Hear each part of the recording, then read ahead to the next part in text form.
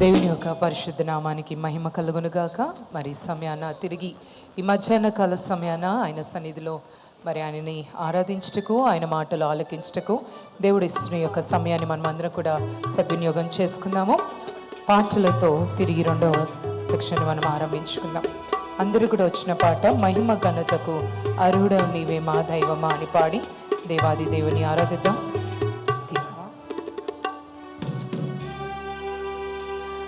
మహిమ ఘనతకు అర్హుడవు నీవే మా దైవము.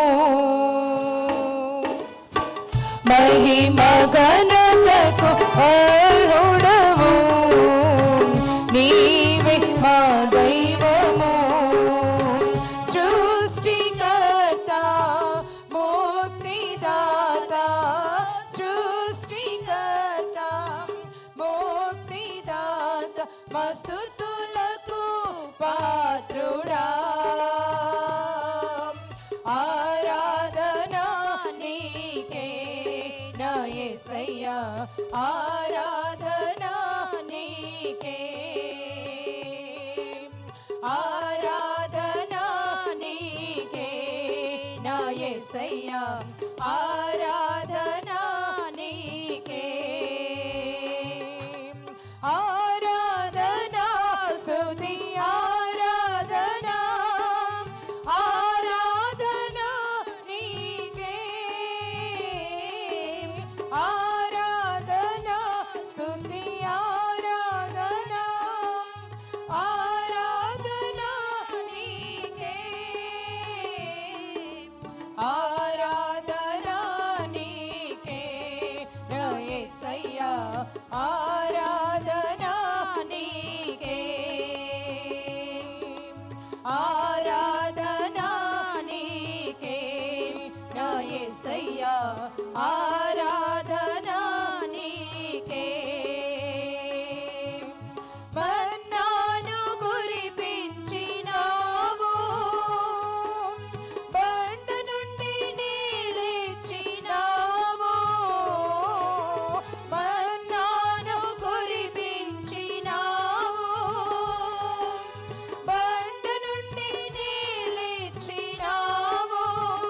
యెహోవా ఈరే చూచుకొనును, యెహోవా ఈరే చూచుకొనును, సర్వము సమకూర్చును.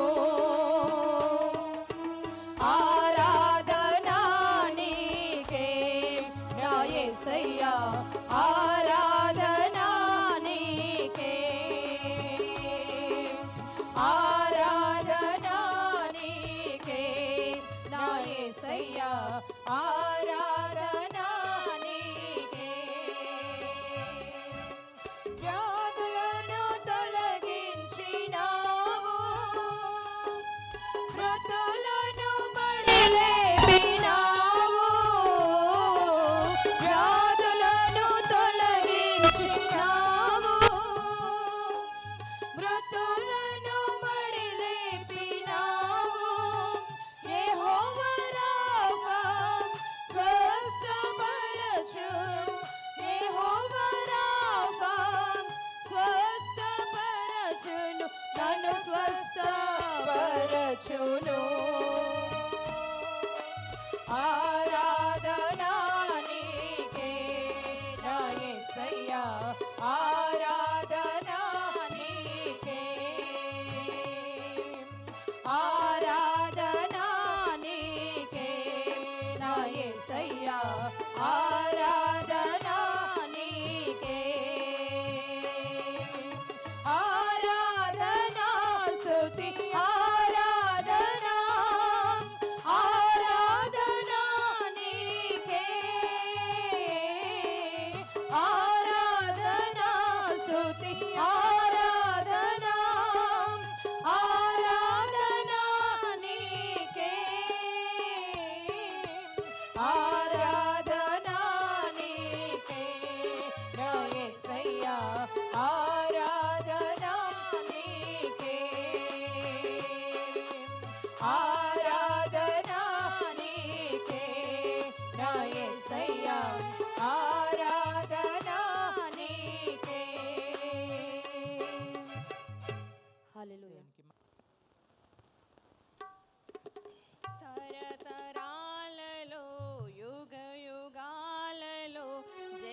జగాలలో దేవుడు దేవుడు యేసే దేవుడు మన దేవుడు దేవుడు యేసే దేవుడు హల్లెలూయా హల్లెలూయా హల్లెలూయా హల్లెలూయా హల్లెలూయా హల్లెలూయా హల్లెలూయా హల్లెలూయా భూమిని తోటే భగమునుకు లోకము పునాది లేనప్పుడు భూమిని పోటీ పకమునుకు లోకము పునాది లేనప్పుడు దేవుడు దేవుడు యేసే దేవుడు మన దేవుడు దేవుడు యేసే దేవుడు హల్లెలూయా హల్లెలూయా హల్లెలూయా హల్లెలూయా హల్లెలూయా హల్లెలూయా హల్లెలూయా హల్లెలూయా పార్వతములు పూటకమునుపు నారునికి రూపము లేనప్పుడు పార్వతములు పూటకమునుపు నారునికి రూపము లేనప్పుడు దేవుడు దేవుడు యేసే దేవుడు మన దేవుడు దేవుడు యేసే దేవుడు హల్లెలూయా హల్లెలూయా హల్లెలూయా హల్లెలూయా హల్లెలూయా హల్లెలూయా హల్లెలూయా హల్లెలూయా తండ్రి కుమార శుద్ధాత్ముడు ఒకటై ఉన్నారే ఇప్పుడు తండ్రి కుమార శుద్ధాత్ముడు ఒకటై ఉన్నారు ఇప్పుడు దేవుడు దేవుడు యేసే దేవుడు హల్లెలూయా హల్లెలూయా హల్లెలూయా హల్లెలూయా హల్లెలూయా హల్లెలూయా హల్లెలూయా హల్లెలూయా తరతరాలలో యుగ యుగాలలో జగ జగాలలో దేవుడు దేవుడు యేసే దేవుడు మన దేవుడు దేవుడు యేసే దేవుడు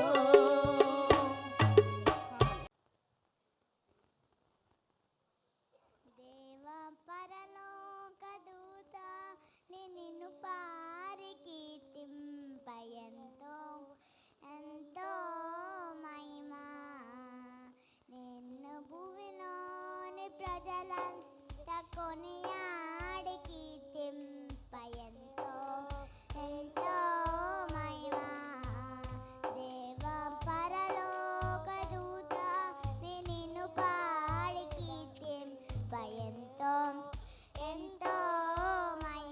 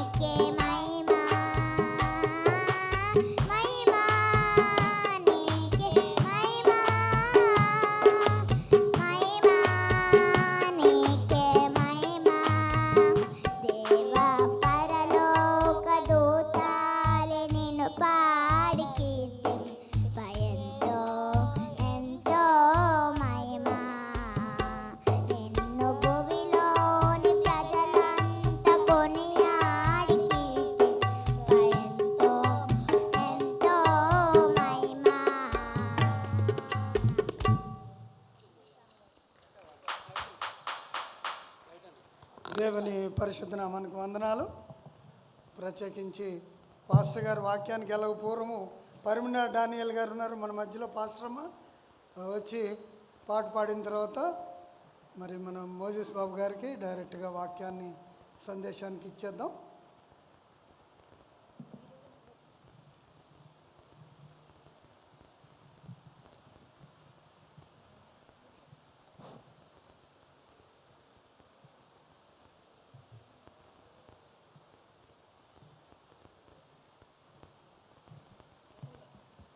హల్లెలూయా హల్లెలూయా.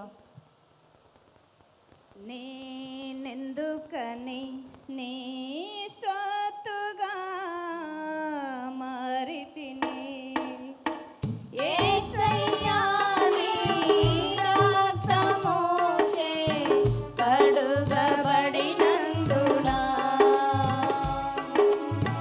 యేసయ్యా, నీ రక్తముచే కడుగబడినందున. నీ అనాది ప్రణాళికలో ఆశించెను నా హృదయ సీమ. నీ అనాది ప్రణాళికలో ఆశించెను నా హృదయ సీమ.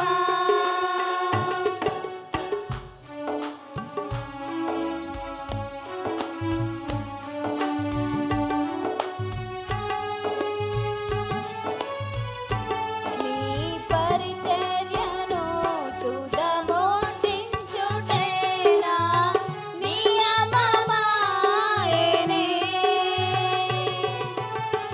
నీ సన్నిధిలోనే పొందుకోరి నీ స్నేహితుడనైతిని.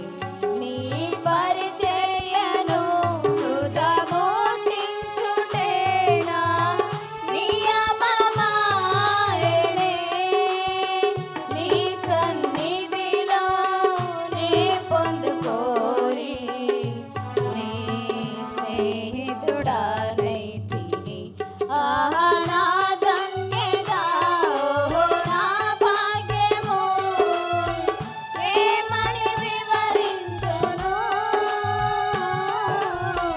ఏమని వివరించును. ఆహా నా ధన్యత, ఓహో నా భాగ్యము, ఏమని వివరించును, ఏమని వివరించును. నేనెందుకని నీ సొత్తుగా మారితిని యేసయ్యా, నీ రక్తముచే కడుగబడినందున.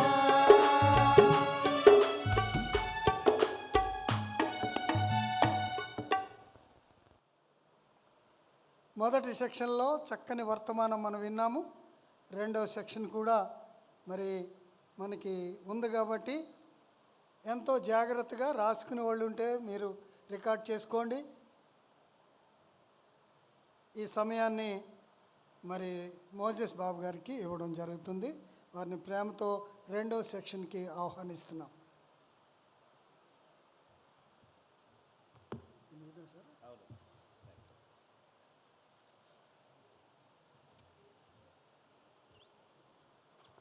Thank you. Sanath Nagar Baptist చర్చ్కి రావడం, మీతో కలిసి సహవాసం కలిగి ఉండడం చాలా నాకు సంతోషంగా ఉంది. మరి ముఖ్యంగా ఈరోజు జరిగినటువంటి ఈ ఈ ఈవెంట్ లాంటి పరిచర్య అవుట్ రీచ్ పాస్టర్స్, వారి కుటుంబాలు, సంఘ పెద్దలు, మీరు ముఖ్యంగా నేను అడిగాను వీళ్ళని, అంటే వీళ్ళు ఎక్కడి నుంచి వస్తున్నారని. అంటే అందరూ మీరు సిటీలోంచి వచ్చిన వాళ్ళు కాదు కదా, కొంతమంది విలేజెస్లో కూడా పనిచేసే వాళ్ళు కూడా ఉన్నారు.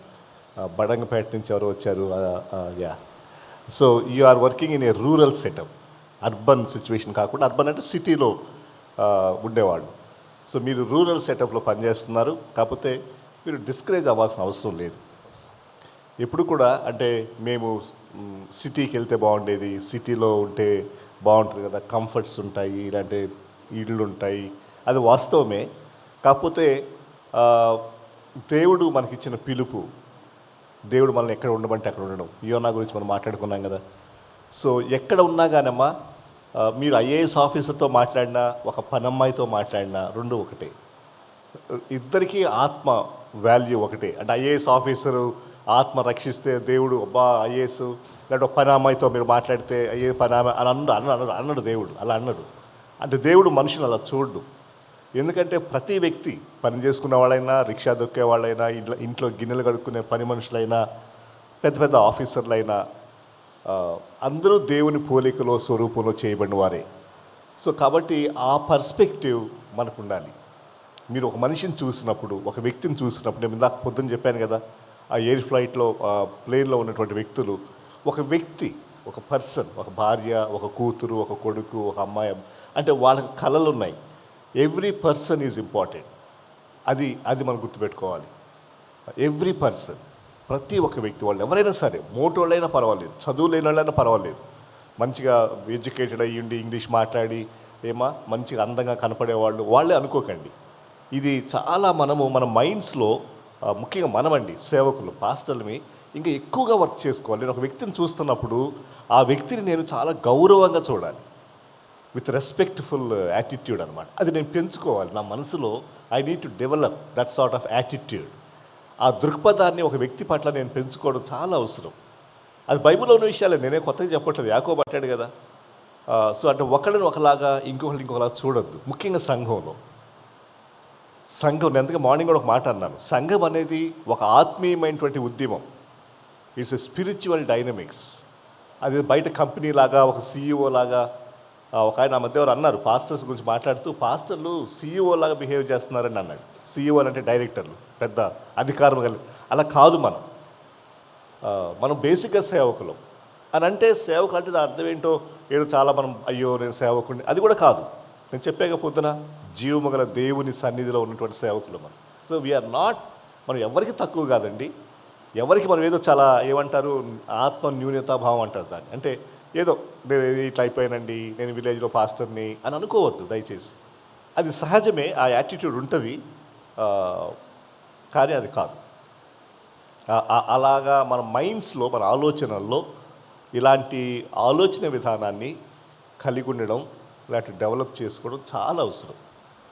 ఎవరిని కూడా మనం తృణీకరించడానికి కానీ, తక్కువగా చూడడానికి కానీ. ఈ రోజుల్లో సంఘాల్లో ఒక మేజర్ సమస్య, కంప్లైంట్ ఏంటనంటే, ఈవెన్ మా చర్చిలో కూడా నేను హౌస్ విజిటింగ్ వెళ్తున్నప్పుడు వాళ్ళు చెప్తూ ఉంటారనమాట, మాతో ఎవరు మాట్లాడరు, మమ్మల్ని ఎవరు పట్టించుకోరు, మాకెవరు షేక్ హ్యాండ్ ఇవ్వరు అని కొంతమంది. మీరు అంటే మీరు గమనించారో లేదో, కొన్ని సంవత్సరాల నుంచి జరుగుతూ ఉంటుంది. ఒక ఆవిడ వస్తుంది, ఆవిడ 2 సంవత్సరాల చర్చకు వస్తుంది, 2 సంవత్సరాల్లో ఒక్కళ్ళు కూడా ఆమెతో ఎవరు మాట్లాడలేదు. It happens, that's what I'm saying, it happens. మనం కనుక కాన్షియస్గా లేకపోతే అలాగా కొంతమంది నెగ్లిజెన్స్కి, నెగ్లెక్ట్ అవ్వడానికి అవకాశాలు ఉన్నాయి. సో కాబట్టి మనము సేవకులుగా ఖచ్చితంగా మన కళ్ళు ప్రజల మీద ఉండాలి.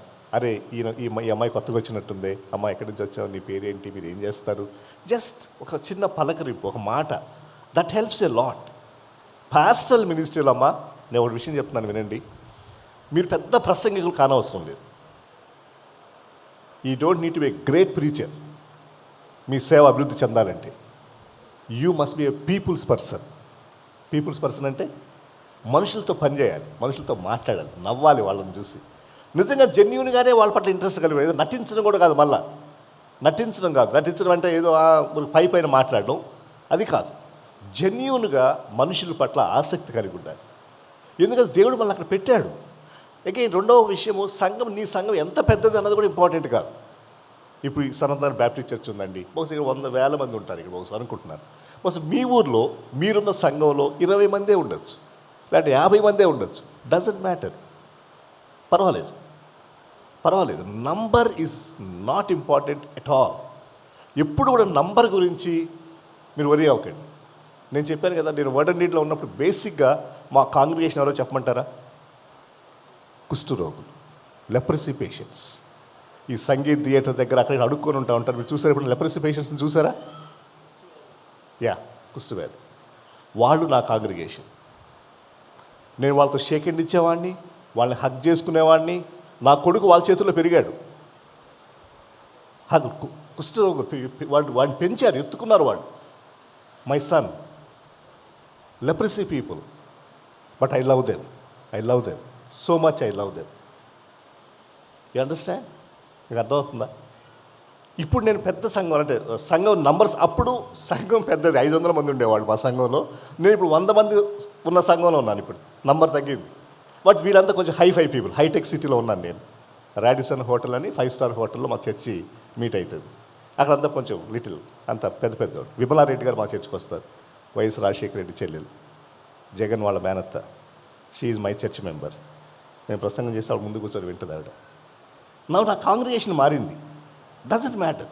నాకు విమలారెడ్డి గారు ఎంతనో లెప్రసీ పేషెంట్ అంతనే. విమలారెడ్డి గారిని నేను చాలా పెద్దగా చూసి ఒక లెప్రసీ పేషెంట్ వస్తే పక్కకి పెట్టి, no, I will not do that. No, not at all, never. You understand? Please. ఈ హృదయం అండి మనలో డెవలప్ అవ్వాలి. ఇది యేసుక్రీస్తు వారి హృదయం అండి. ఇది యేసుక్రీస్తు అందుకే అన్నాడు కదా, ఆయన మనసు మనం కలిగి ఉండాలి. సో కాబట్టి దయచేసి మనము సేవకులు, అగైన్ అండ్ అగైన్ నేను పొద్దునుంచి ఇదే మాట్లాడుతున్నాను, మనం సేవకులుగా వీఆర్ నాట్ ఆర్డినరీ పీపుల్. మనం సామాన్య మనుషులు కాదు. ఐఏఎస్ ఆఫీసర్ అంటే గొప్పవాళ్ళం మనం. ఒక ఐఏఎస్ ఆఫీసులు చేయలేని పనిని మనం చేయగలం అంటే మనం కాదు. అగైన్ దేవుని యొక్క వాక్యం మన ద్వారా, మనం ఓన్లీ ఛానల్స్. ఇక నిలబడతామంతే, వాడుకునే దేవుడు. సో కాబట్టి ఈ స్ఫూర్తితో, ఈ ధైర్యంతో మనం వెళ్ళాలి, సేవ చేయాలి, దేవుని మహిమ కోసం పనిచేయాలి. దేవుడు మనకు దీవెనిస్తాడు, మనకు రివార్డ్ ఇచ్చే దేవుడు. నేను మార్నింగ్ కూడా అన్నాను కదా, పెద్దల దగ్గరికి రండి, మీకు ఏమైనా అవసరం ఉంటే చెప్పండి వాళ్ళకి, అన్నా మాకు కొంత డబ్బులు కావాలి, or whatever it is అడగండి. వీళ్ళు మీకు ఓపెన్గా చెప్పారు కాబట్టి టేక్ హెల్ప్. అన్న ఇక్కడ ఉన్నాడు మన కన్వీనర్, కోఆర్డినేటర్. సో వీళ్ళ హెల్ప్ తీసుకోండి ఇద్దరు. కానీ మనకి ఇచ్చేది దేవుడు, మన అవసరాలు తీర్చేది దేవుడు. సో కాబట్టి అలా అనమాట. సో ఈ విషయాలు ఈరోజు యాక్చువల్గా టాపిక్ కూడా ఇప్పుడు మధ్యాహ్నం మనం ఏం మాట్లాడతామంటే టీమ్ వర్క్. మన టాపిక్ టీమ్ వర్క్ అంటే ఒక బృందంగా కలిసి పనిచేయడం, టీమ్గా కలిసి పనిచేయడం. చిన్న ప్రార్థన చేద్దాం. మా తండ్రి, మా ప్రభువా, ఉదయకాల సమయంలో మీరు మాతో మాట్లాడినందుకే వందనాలు. మమ్మల్ని మీరు బలపరిచారు ప్రభువా. మేమంటే మీకు ఎంతో ప్రేమ, మేమంటే మీకు ఇష్టం. మమ్మల్ని మీ సేవకులుగా మీరు ఏర్పరచుకున్నారు, పిలుచుకున్నారు. యోనాను పిలుచుకున్నారు, అబ్రహామును పిలుచుకున్నారు, ఇర్మియాని, యెషయాని, ఎంతోమంది వ్యక్తులను ప్రభా మీరు పిలుచుకొని వారి ద్వారా గొప్ప కార్యాలు చేశారు ప్రభా. చరిత్రను తిరగరాశారు, నూతన చరిత్రను రాశారు. చరిత్రలో నూతన అధ్యాయాలు వాళ్ళ ద్వారా ప్రారంభమయ్యాయి. ప్రభా నీకు వందనాలు.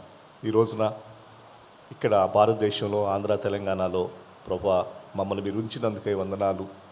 ఈ తెలుగు రాష్ట్రాల్లో ప్రభా మేము గొప్ప సేవ చేయడానికి, మేము చనిపోయే ముందు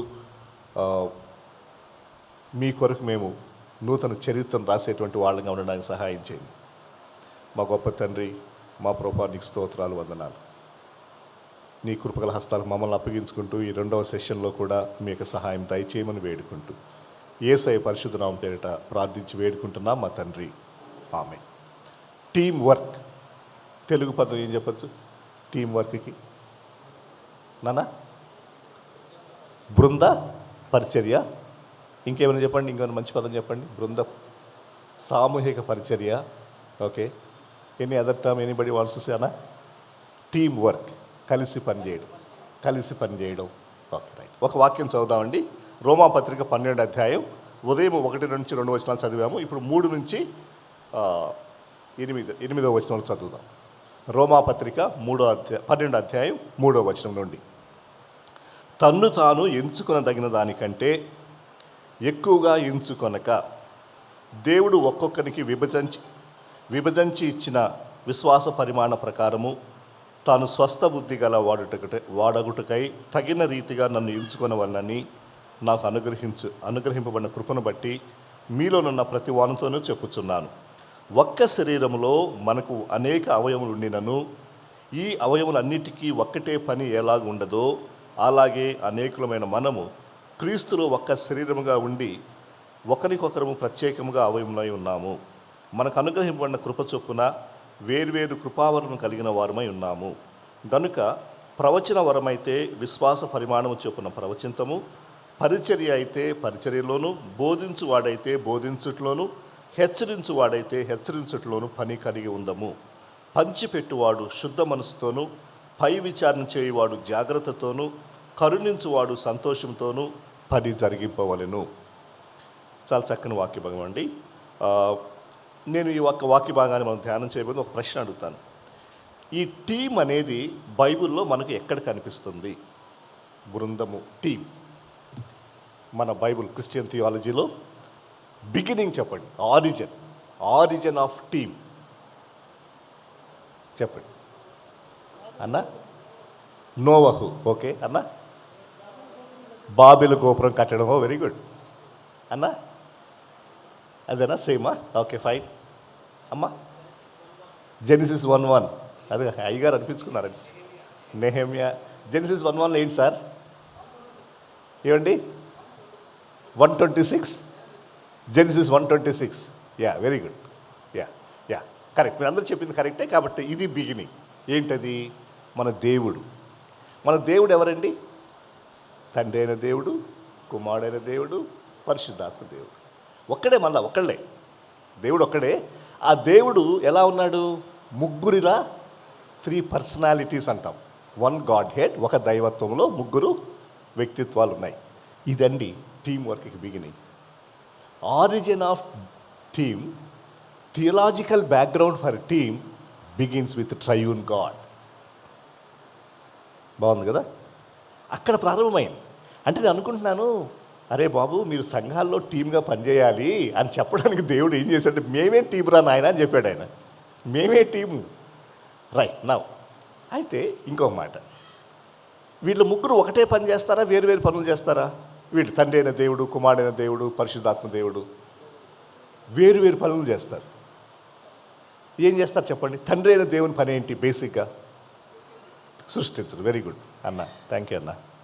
కుమారుడైన దేవుడి పని ఏంటి? యేసుక్రీస్తు బాబు పని ఏంటి? బేసిక్గా రక్షణ, సిలువలో మరణించడం, శరీరాకారంగా రావడం, సిలువలో విమోచన కార్యం. పరిశుద్ధాత్మ దేవుని పని ఏంటి? ఒప్పించటం, పాపం గురించి, నీతి గురించి ఒప్పిస్తారు. ఇలా 3 ఒకటే అయినప్పటికీ కూడా దే హ్యాడ్ డిఫరెంట్ రోల్స్. వేరు వేరు పనులు ఉన్నాయి వాళ్ళకి. రోల్ క్లారిటీ అంటారు దీన్ని. రోల్ క్లారిటీ అంటే రోల్స్ ఆర్ క్లియర్లీ డిఫైన్డ్. వాళ్ళ పనులు ఎవరేం చేయాలో వాళ్ళకి కష్టంగా తెలుసు. నౌ అనదర్, ఇంకొకటి నెక్స్ట్ పాయింట్. వీళ్ళ 3 ఎప్పుడన్నా కొట్లాడుకున్నట్టుందా? పోటీ పడినట్టుందా? అండ్ ఒకరికంటే ఒకరు ఎక్కువ అన్న ఫీలింగ్లో ఏమైనా ఉంటారా ఎప్పుడన్నా? అసలు తండ్రి అయిన దేవుడు కదండి మెయిన్. ఆయన కుమారుడైన దేవుడిని ఎప్పుడన్నా కించిపరిచినట్టు కానీ, తక్కువ చేసినట్టు కానీ, పక్కన పెట్టినట్టు కానీ. ఇంకా దానికి కాంట్రరీ ఏం చూస్తామంటే, కుమారుని తండ్రి మహింపరుస్తాడు. నేను తండ్రి ఏకమై ఉన్నాం. తండ్రి అయినటువంటి దేవుడు కుమారుడైన దేవుడిని హెచ్చిస్తున్నాడు, హైలైట్ చేస్తున్నాడు. పరిశుద్ధాత్మ దేవుడు యేసుక్రీస్తు వారిని హెచ్చిస్తున్నాడు. ఇదండి టీం అంటే. టీంలో we have different functions, different roles, వేరు పనులు ఉన్నాయి. అందరూ ఒకే పని చేయరు. ఒకళ్ళు ఆదివారం ప్రసంగం చేస్తారు, ఒకళ్ళు రోడ్లు ఊడుస్తారు, ఒకళ్ళు బాత్రూములు కడుగుతారు, ఒకళ్ళు పాటలు పాడతారు. అన్న తబలా మస్తు కొడుతున్నాడు. ఒకళ్ళు తబలా కొడతారు, ఒకళ్ళు కీబోర్డ్ కొడతారు. తబలా ఆయన నాదే ఎక్కువ, కీబోర్డ్ తక్కువ అండ ఆయన. కీబోర్డ్ ఆయన నాదే ఎక్కువ, గిటార్ అవసరం లేదు అండ ఆయన. గిటార్ కావాలి, తబలా కావాలి, కీబోర్డ్ కావాలి. అందరూ సింక్రనైజ్ అయి పనిచేస్తారు. సింఫనీ అంటారు దీన్ని. మ్యూజిక్ వర్డ్ అనమాట సింఫనీ అంటే. దెర్ ఈజ్ యూనిటీ, ఐక్యత ఉంది అక్కడ. గిటార్ కొట్టాయన గిటార్ కొడతాడు, తబలా కొట్టాయన తబలా కొడతాడు. వీళ్ళందరూ కలిసి ఒకటే పని చేస్తున్నారు. మళ్ళా వర్షిప్, సింగింగ్, దేవునికి మహిమ, దేవుని నామం హెచ్చింపబడాలి. వోకల్స్, కొంతమంది పాటలు పాడేవాళ్ళు ఉన్నారు. రైట్. ఆత్మ వరాలు ఉన్నాయి కదమ్మా, గిఫ్ట్స్ ఆఫ్ ద స్పిరిట్ అంటారు కదా. ఇక్కడ మీకు ఇంకొక గిఫ్ట్స్ ఆఫ్ ద స్పిరిట్, ఆత్మ వరములు, ఆత్మ ఫలము, ఫ్రూట్ ఆఫ్ ద స్పిరిట్. వింటున్నారు కదా మీరు పాస్టర్లు, జాగ్రత్తగా వినండి. కొంతమంది ఆత్మ ఫలములు అంటారు, ఫ్రూట్స్ ఆఫ్ ద స్పిరిట్ అనేది 9 ఉన్నాయి కదా అక్కడ. కాదు, తప్పది. ఎప్పుడు అలా అనకండి. ఫలము ఒక్కటే. ఆ ఫలములో 9 డైమెన్షన్స్ ఉన్నాయి. దీనికి ఈజీగా కరెక్ట్గా ఈజీగా చెప్పాలంటే ఏమా ఎవరు అన్నారు? తొనలు. ఎస్, థ్యాంక్ యూ అన్న. బత్తాయికాయ ఉందా? ఆరెంజ్ ఉందా? అది ఒలిస్తే మీకు లోపల ఏముంటాయి? తొనలు ఉంటాయి, పన్నులు. ఏదన్నారు మీరు, ఏమన్నారు? నవరసాల. Okay, fine. You understand? 9 అంటే ఒక బత్తాయి పండులో 9 తొనలు ఉంటే 9 బత్తాయిలు అంటామా? ఒకే బత్తాయి పండు, ఒకే ఆరెంజ్, ఒకే నారింజ కాయలో 9. అది ఫలం అన్నమాట, ఆత్మ ఫలము. గిఫ్ట్స్ వేరు, గిఫ్ట్స్ చాలా ఉన్నాయి, ప్రవచనం ఇవన్నీ ఉన్నాయి, లిస్టు చదువుకున్నాక ఆల్రెడీ. ఓకేనా?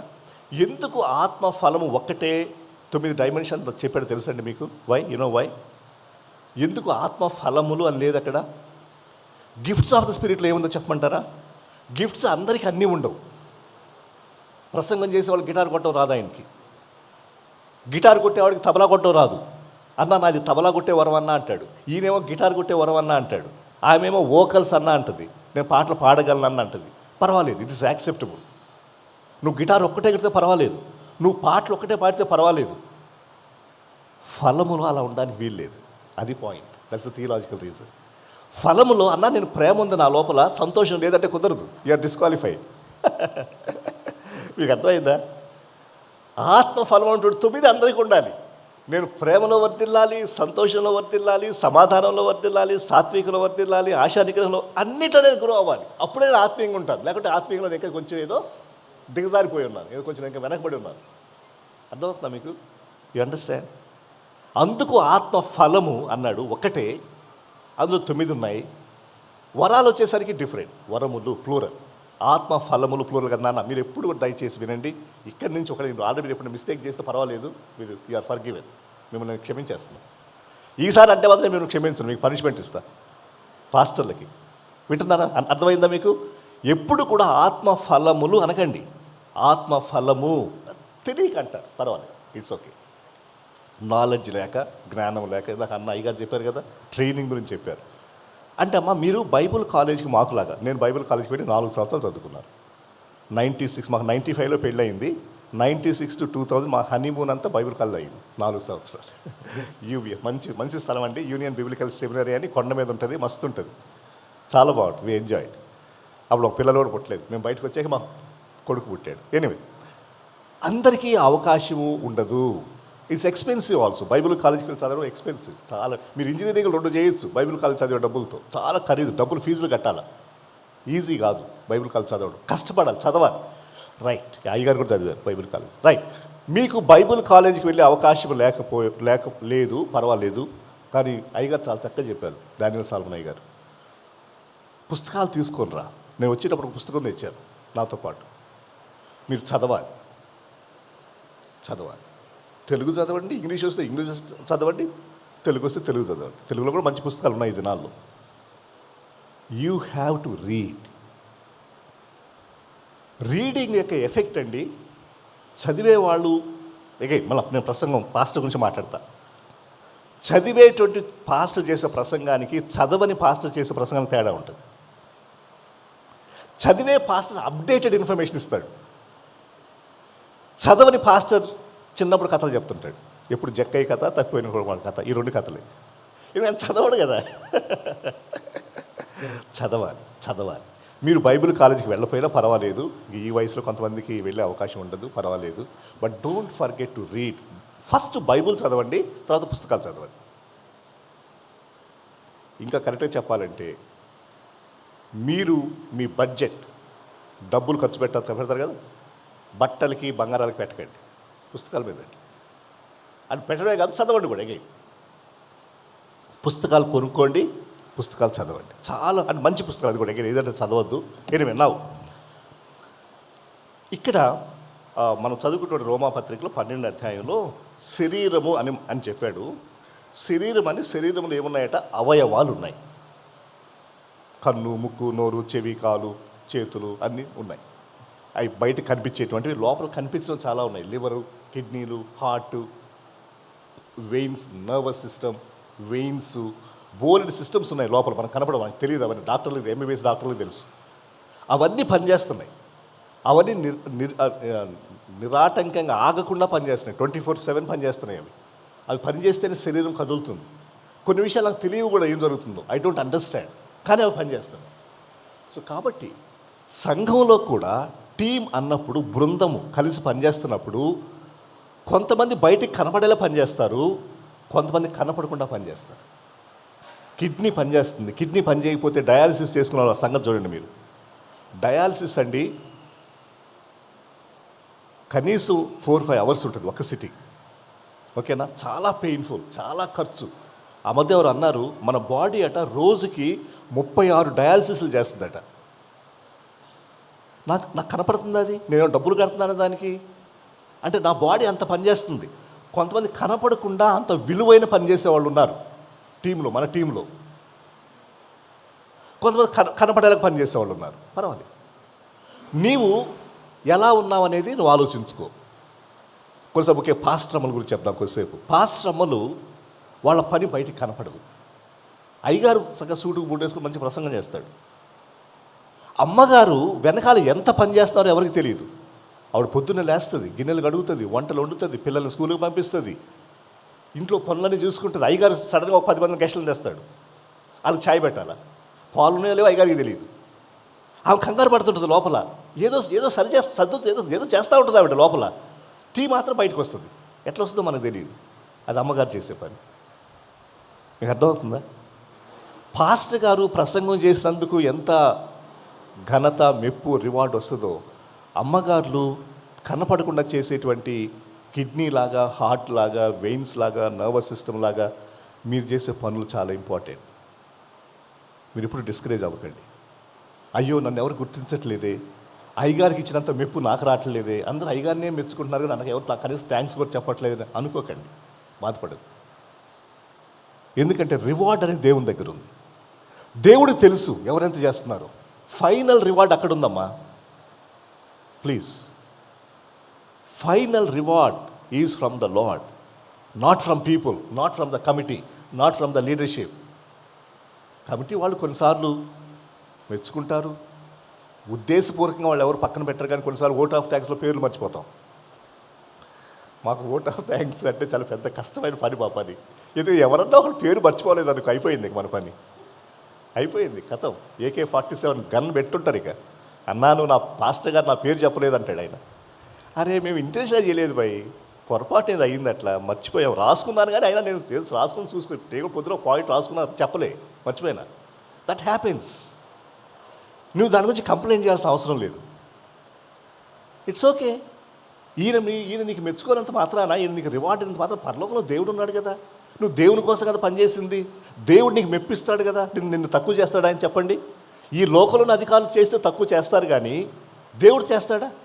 నిన్ను పిలుచుకున్న దేవుడు, నిన్ను కన్న దేవుడు, నిన్ను సృష్టించిన దేవుడు నిన్ను తక్కువ చేస్తాడా? పక్కన పెడతాడా? ఆయన నిన్ను నెగ్లెక్ట్ చేస్తాడా? కదా. ఇది మనకు బేసిక్ కాన్సెప్ట్ ఉండాలి. సో కాబట్టి మనం టీమ్గా పనిచేస్తున్నప్పుడు understand clarity, role clarity, roles. ఇప్పుడు వీళ్ళిద్దరు ఉన్నారు, అయ్యగారు, పెద్ద అయ్యగారు, చిన్న అయ్యగారు. వాళ్ళు కూడా రోల్స్లో తేడా ఉంది. ఎవరి పని వాళ్ళు చేస్తారు అంతే. అర్థమవుతుందా? సో మనకి ఇక్కడ కాంపిటీషన్ లేదు. కాంపిటీషన్ అంటే నన్ను నేను ఎక్కువ చూపించుకోవాలి, ఆయనకంటే నాకు ఎక్కువ మంది ఫాలోవర్స్ ఉండాలి. ఇన్స్టాగ్రామ్లో లాగా నాకు ఇన్స్టాగ్రామ్లో ఫాలోవర్స్ నంబర్ ఎంత ఉంది, ట్విట్టర్ అకౌంట్లో నన్ను ఎంతమంది ఫాలో అవుతున్నారు. No competition in team work. ఇలాంటివి వస్తే టీం వర్క్ దెబ్బతింటుంది. For example MS Dhoni best wicket keeper, Sachin Tendulkar, Virat Kohli good batsmen. Dhoni కూడా బ్యాట్స్మెన్ చేస్తాడు, కానీ బేసిక్ రోల్ ఏంటంటే ఆయనది wicket keeping. Sachin Tendulkar runner, ఇంకెవరు బౌలర్స్ ఉంటారు. ఏమ్మా, వీళ్ళు కలిసి పనిచేస్తే ఇండియా గెలుస్తుంది. బౌలర్స్ మేము సరిగ్గా బౌల్ చేయము అంటే ఇండియా ఓడిపోద్ది. బ్యాట్స్మెన్కి ఎక్కువ పేరు వస్తుంది సహజంగా, ఎందుకంటే వాడు 100 సెంచరీలు కొడతారు కదా. వాళ్ళు సెంచరీలు కొట్టినందుకు వాళ్ళ పేర్లు పేపర్లో బాగా వస్తాయి. ఫీల్డింగ్ చేసిన వాళ్ళ పేర్లు రావు, అంతగా రావు. ఎవరో జాంటీ రోడ్స్ ఇలాంటి వాళ్ళ పేర్లు వస్తాయి. Jonty roads best field man. అర్థమవుతుందా మీకు? కాకపోతే నువ్వు ఫీల్డింగ్ చేస్తుంటే ఫీల్డింగ్ చెయ్యి, బ్యాటింగ్ చేస్తే బ్యాటింగ్ చెయ్యి, బౌలింగ్ చేస్తే బౌలింగ్ చెయ్యి, వికెట్ కీపింగ్ రోల్ అయితే వికెట్ కీపింగ్ చెయ్యి. నీకు ఏ రోల్ చేస్తే ఆ రోల్ నువ్వు పర్ఫెక్ట్గా చెయ్యి, కష్టపడి చెయ్యి. బౌలర్ బ్యాట్స్మెన్తో కాంపిటీషన్ పెట్టుకోకూడదు. నీకు బ్యాటింగ్ రాదు, నీకు బౌలింగే వచ్చు, పర్వాలేదు, but you are also important. Team గెలవాలంటే బ్యాట్స్మెన్ ఉండాలి, బౌలర్స్ ఉండాలి, ఫీల్డ్ మెన్ కావాలి. దీని అందరూ వెనకాల కోచ్లు ఉంటారు, వెనకాల కోచ్లు మేనేజర్లు ఉంటారు, వాళ్ళు కనపడరు. సో టీం వర్క్లో నో కాంపిటీషన్, కాంప్లిమెంటింగ్ అంటే ఏంటంటే ఒకరికొకరు సహాయం చేసుకోవాలి. ఇక్కడ again let me go to family. Husband వైఫ్కి కోఆపరేట్ చేయాలి. వైఫ్, నేను ఒకసారి నా వైఫ్తో, లేడీస్ సహజంగా లేట్గా వస్తారు కదా చర్చికి ఎక్కడైనా వాళ్ళు లేట్ అవుతారు సహజంగా, ఎందుకనో నాకు తెలియదు. మా ఆవిడతో ఒక మాట అన్నాను, నీ వల్ల లేట్ అవుతుంది, మనం లేట్కి వెళ్తున్నాం చర్చికి అన్నాను ఒకసారి. ఆవిడేముందో తెలుసా, నువ్వు కొంత నాకు హెల్ప్ చేస్తే ఇద్దరం కలిసి టైంకి వెళ్తాం కదా, నేను పొద్దున్నేసి రెడీ అయిపోతాను. అంటే ఆవిడకి బ్రేక్ఫాస్ట్ వండడంలో, పిల్లల్ని లేపడంలో, ఒకవేళ ఆవిడకి నేను కొంత హెల్ప్ చేశాను అనుకోండి, అప్పుడు ఏమవుతుంది, ఇద్దరం కలిసి చర్చి టైంకి వెళ్తాం. సింపుల్. అర్థమవుతుందా మీకు? సో మెన్ పురుషులు వినండి జాగ్రత్తగా. మీరు మీ ఇంట్లో మీ భార్యకు సహాయం చేయాలి. అంటే అన్నా ఇదేంటన్నా అనుకుంటున్నారా మీరు? భార్యకి సహాయం చేయటం ఏంటన్నా, అది ఆడవాళ్ళ పని కదా.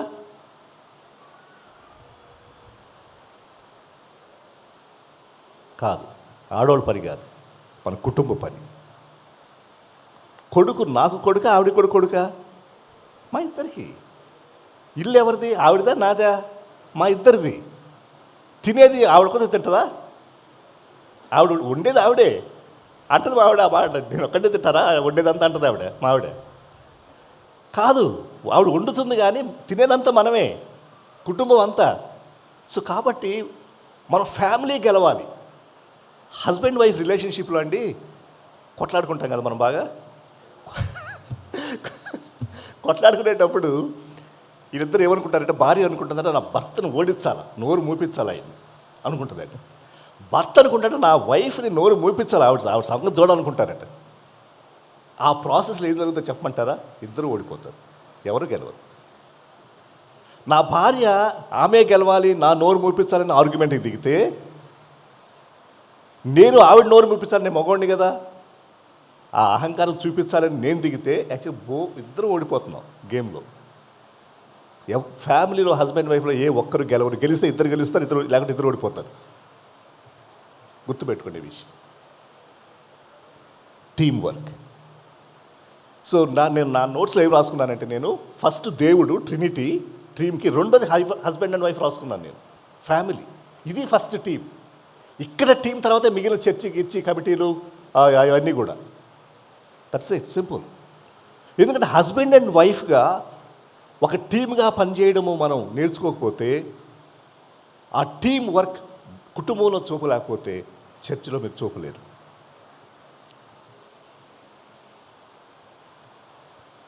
అఫ్ కోర్స్ ఐ అగ్రీ, వంట చేసేది ఆవిడ పని అనుకోండి ఎగ్జాంపుల్. కానీ ఈ రోజుల్లో రోల్స్ మారుతున్నాయి లేండి. ఎందుకంటే ఇంతకుముందు మగవాళ్ళే ఉద్యోగం చేసేవాళ్ళు, బయటికి వెళ్ళి ఆయన సంపాదించేవాడు, బ్రెడ్ విన్నర్. ఆడవాళ్ళు ఇంట్లో పని చేసుకున్నారు. ఇప్పుడు అలా కాదు. ఇప్పుడు ఆడవాళ్ళు కూడా వాళ్ళు ఎంటెక్లు పిహెచ్లు చదువుతున్నారు, బాగా చదువుకుంటున్నారు, వాళ్ళు ఉద్యోగాలు చేసుకుంటున్నారు, ఇద్దరు ఉద్యోగాలు చేసుకున్నారు, కుటుంబం నడుస్తుంది. ఈరోజు పరిస్థితులు మారిపోయాయి. ఓకే, కాబట్టి ఇంతకుముందు మగవాళ్ళు నిజంగానే ఇంట్లో పెద్ద పని చేసేవాళ్ళు కాదు, వంట గింట. ఇప్పుడు మగవాళ్ళు కూడా చేయాల్సిన పరిస్థితి, సినారియో మారిపోయింది, కల్చర్ మారింది. తప్పదు, దాన్ని మనం అర్థం చేసుకోవాలి. సో మగవాళ్ళు ఎవరైనా మేము ఇంట్లో పని చేయం, అది ఆడవాళ్ళ పని అనుకుంటే ఈరోజు మీరు మారు మనసు పొంది వెళ్ళాలి. అయ్యగారు డానియల్ సాల్మన్ గారు, వీళ్ళందరూ మారు మనసు కావాలి సార్. దయచేసి ఆ మైండ్ సెట్ మార్చుకోండి అన్న. ఎందుకంటే ఇది మన కుటుంబం అనుకోండి, ఆవిడ కాదు, ఇద్దరం కలిసి. ఆనెస్ట్లీ అండి, again I'm telling you, I do everything at home. Everything means everything. అయితే కొన్నిసార్లు నేనే ఎక్కువ చేస్తాను అనుకుంటాను. కూరగాయలకు వస్తాను, కటింగ్స్ అని నేనే చేస్తాను. ఇది మా ఆవిడకి కొంచెం హెల్త్ ప్రాబ్లం ఉంది, ఆవిడకి స్పైన్ ప్రాబ్లం ఉంది, ఆవిడకి నైఫ్తో ఉల్లిపాయ కొయ్యలేదు, కోస్తే వీపులో నొప్పి వస్తుంది. She has some strange problem, health problem. So cuttings అని నేనే సార్. ఏదన్నా చికెన్ అయినా, మటన్ అయినా, కూరగాయలైనా, ఉల్లిపాయలైనా మొత్తం నాదే. వాషింగ్ మిషన్లో బట్టలు వేయడం నాదే, ఆరేయడం నాదే, మడత పెట్టడం నాదే. అంతకుముందు ఉతికేవాడిని కూడా వాషింగ్ మిషన్ లేనప్పుడు. ఏం ప్రాబ్లం లేదండి, ఐ హ్యావ్ నో ప్రాబ్లం. గిన్నెలు కూడా కడుగుతాను. పని మనిషి ఉంది, పని మనిషి రాకపోతే నేనే గిన్నెలు కడుగుతాను. అర్థమవుతుందా మీకు? అయ్యో వద్దు సార్ నాకు. యా, ఎందుకు చేస్తుంది? మా పక్కింటి ఆవిడ కడగట్లే, నేను మా ఇంట్లోనే కడుగుతాను. నేను మా పక్కింటి ఆవిడ వచ్చి గిన్నె కడుగంటే కడుగుతానా? బేసిక్గా కాన్సెప్ట్ ఏంటంటే ఇది మనది అనుకున్నప్పుడు ఈ ప్రాబ్లమ్స్ రావు సార్. మనది అనుకోవాలి. నీ భార్య నీది, నీ కొడుకు నీ కూతురు నీ వాళ్ళు. సో వాళ్ళకి స్నానాలు చేయించడం, బట్టలు వేయించడం, నేను కలిసి పని చేసుకోవాలమ్మా, అంతే సింపుల్. నేను ఇంకా అది ఎక్కువ మాట్లాడను. కలిసి పని చేసుకోవాలి, మ్యూచువల్గా కలిసి పని చేసుకోవాలి. తర్వాత రెండవ ఇంపార్టెంట్ టీం వర్క్లో కమ్యూనికేషన్. భార్యాభర్తల మధ్యలో అయినా, చర్చ్లో అయినా, కమిటీస్లో. కమ్యూనికేషన్ అంటే మాటల్లో మనం నాకు ఇది కావాలన్న విషయం నేను చెప్పాలి, ఇలా చేద్దాము అని చెప్పాలి. నీ మనసులో మాట ఆవిడకి అర్థమవుతుంది. నీ మనసులోకి వచ్చి నువ్వేమనుకుంటున్నావో ఆవిడకి ఎట్లా తెలుస్తుంది? నువ్వు చెప్పకపోతే నువ్వు చెప్పాలి, ఇట్లా అనుకుంటున్నానమ్మా, నేను ఇది చేద్దాం అనుకుంటున్నాను అని. ఇద్దరు కూడా హస్బెండ్ అండ్ వైఫ్ కమ్యూనికేషన్ చేయడం చాలా ఇంపార్టెంట్. అలాగే అకౌంటబిలిటీ అంటే బాధ్యత, లెక్క అప్పగించాలి. ఈ అకౌంటబిలిటీ అమ్మా చాలా ఇంపార్టెంట్. ముఖ్యంగా పబ్లిక్ సెట్టింగ్, చర్చ్లో మీరు కమిటీ వాళ్ళు ఉన్నారు, పెద్దలు ఉన్నారు, ఓకేనా, కమిటీ ఉంది. నేను ఇలా చేశాను, మీరు అది చేశారా, ఎంతవరకు అయింది పని? ఇప్పుడు ఈ ఈవెంట్ జరిగిందమ్మా, ఈరోజు మనకు ఈ కాన్ఫరెన్స్ అయింది కదా. ఈ కాన్ఫరెన్స్ కోసం చాలామంది పనులు చేశారు వెనకాల. ఈ కమిటీ అన్నున్నాడు, కన్వీనరు, పాస్టర్ గారు ఉన్నారు, కింద ప్రెసిడెంట్, సెక్రటరీ అందరూ. వీళ్ళందరూ ఏం చేశారు? మాట్లాడుకున్నారు. అకౌంటబిలిటీ, ఒకళ్ళ పని ఒకళ్ళు. ఇప్పుడు అన్నున్నారు, వాళ్ళంతా ఒకరితో ఒకరు చెప్పుకుంటారు, అన్న నువ్వు ఈ పని చేయి, నేను ఈ పని చేస్తా అని వాళ్ళు పంచుకున్నారు. వర్క్ని డిస్ట్రిబ్యూట్ చేసుకున్నారు, అకౌంటబిలిటీ చేశారు. మెయిన్ థింగ్ ఏంటంటే షేర్డ్ గోల్స్ అని రాశాను నేను ఇక్కడ. షేర్డ్ గోల్స్ అంటే ఏంటంటే కామన్ విజన్. మనం అందరం కలిసి నేను ఆల్రెడీ కుటుంబం గురించి చెప్పాను. కామన్ విజన్, మనం అందరం దేని కొరకు పనిచేస్తున్నాము? ఈ రోజున ఈ కాన్ఫరెన్స్ సక్సెస్ అవ్వాలి, ఈ కాన్ఫరెన్స్ చక్కగా జరగాలి, అంతే. నా పేరు కోసమో నీ పేరు కోసం మనం పనిచేయట్లేదు. Never work for your personal goals but work for common goals. ఇది టీం వర్క్. మీకు అర్థమవుతుందా? నీ సొంత అభిప్రాయాల్ని, నీ సొంత ఎజెండాని నెరవేర్చుకోవడం కోసం నువ్వు పనిచేయొద్దు. సంఘం యొక్క క్షేమం కొరకు కమిటీ అంతా ఏమి నిర్ణయం చేసిందో దాని కొరకు కామన్ గోల్స్, షేర్డ్ విజన్, అందరూ కలిసి దానికోసం మనం పనిచేయాలి. కొంతమంది ఏం చేస్తారంటే, ఈవెన్ కమిటీలో కూడా ఉంటాయి ఇష్యూస్. ఈ కమిటీలో ఉన్న వాళ్ళు ఏం చేస్తారంటే వాళ్ళ పర్సనల్ ఎజెండాస్ కొరకు చేస్తూ ఉంటారు. వాళ్ళ పదవి కోసమో, వాళ్ళ పేరు కోసమో ఇలా చేస్తుంటారు అనమాట. అది అంత మంచి యాటిట్యూడ్ కాదు. It won't work. అయితే మన క్రిస్టియన్స్గా అండి, దేవుని బిడ్డలుగా మనం ఏం చేస్తాలి? సాక్రిఫైస్ కదా మన మెయిన్ మోటో పాయింట్. కొన్నిసార్లు టీం వర్క్లో ఏం చేయాలంటే, నాకు డానియల్ సాల్మన్ గారు, సుధీర్ గారు ఒక విషయం చెప్పారు, కానీ నాకు నచ్చలేదు. I did not like it. కానీ వాళ్ళు నా లీడర్స్, వాళ్ళు I have to listen to them. నేను వాళ్ళ మాట వినే ప్రక్రియలో ఏం జరుగుతుంది? నా అభిప్రాయాన్ని, నా కోరికను పక్కన పెట్టుకుంటున్నాను. సరే అన్న, మీరు చెప్పినట్టు చేద్దామన్నా.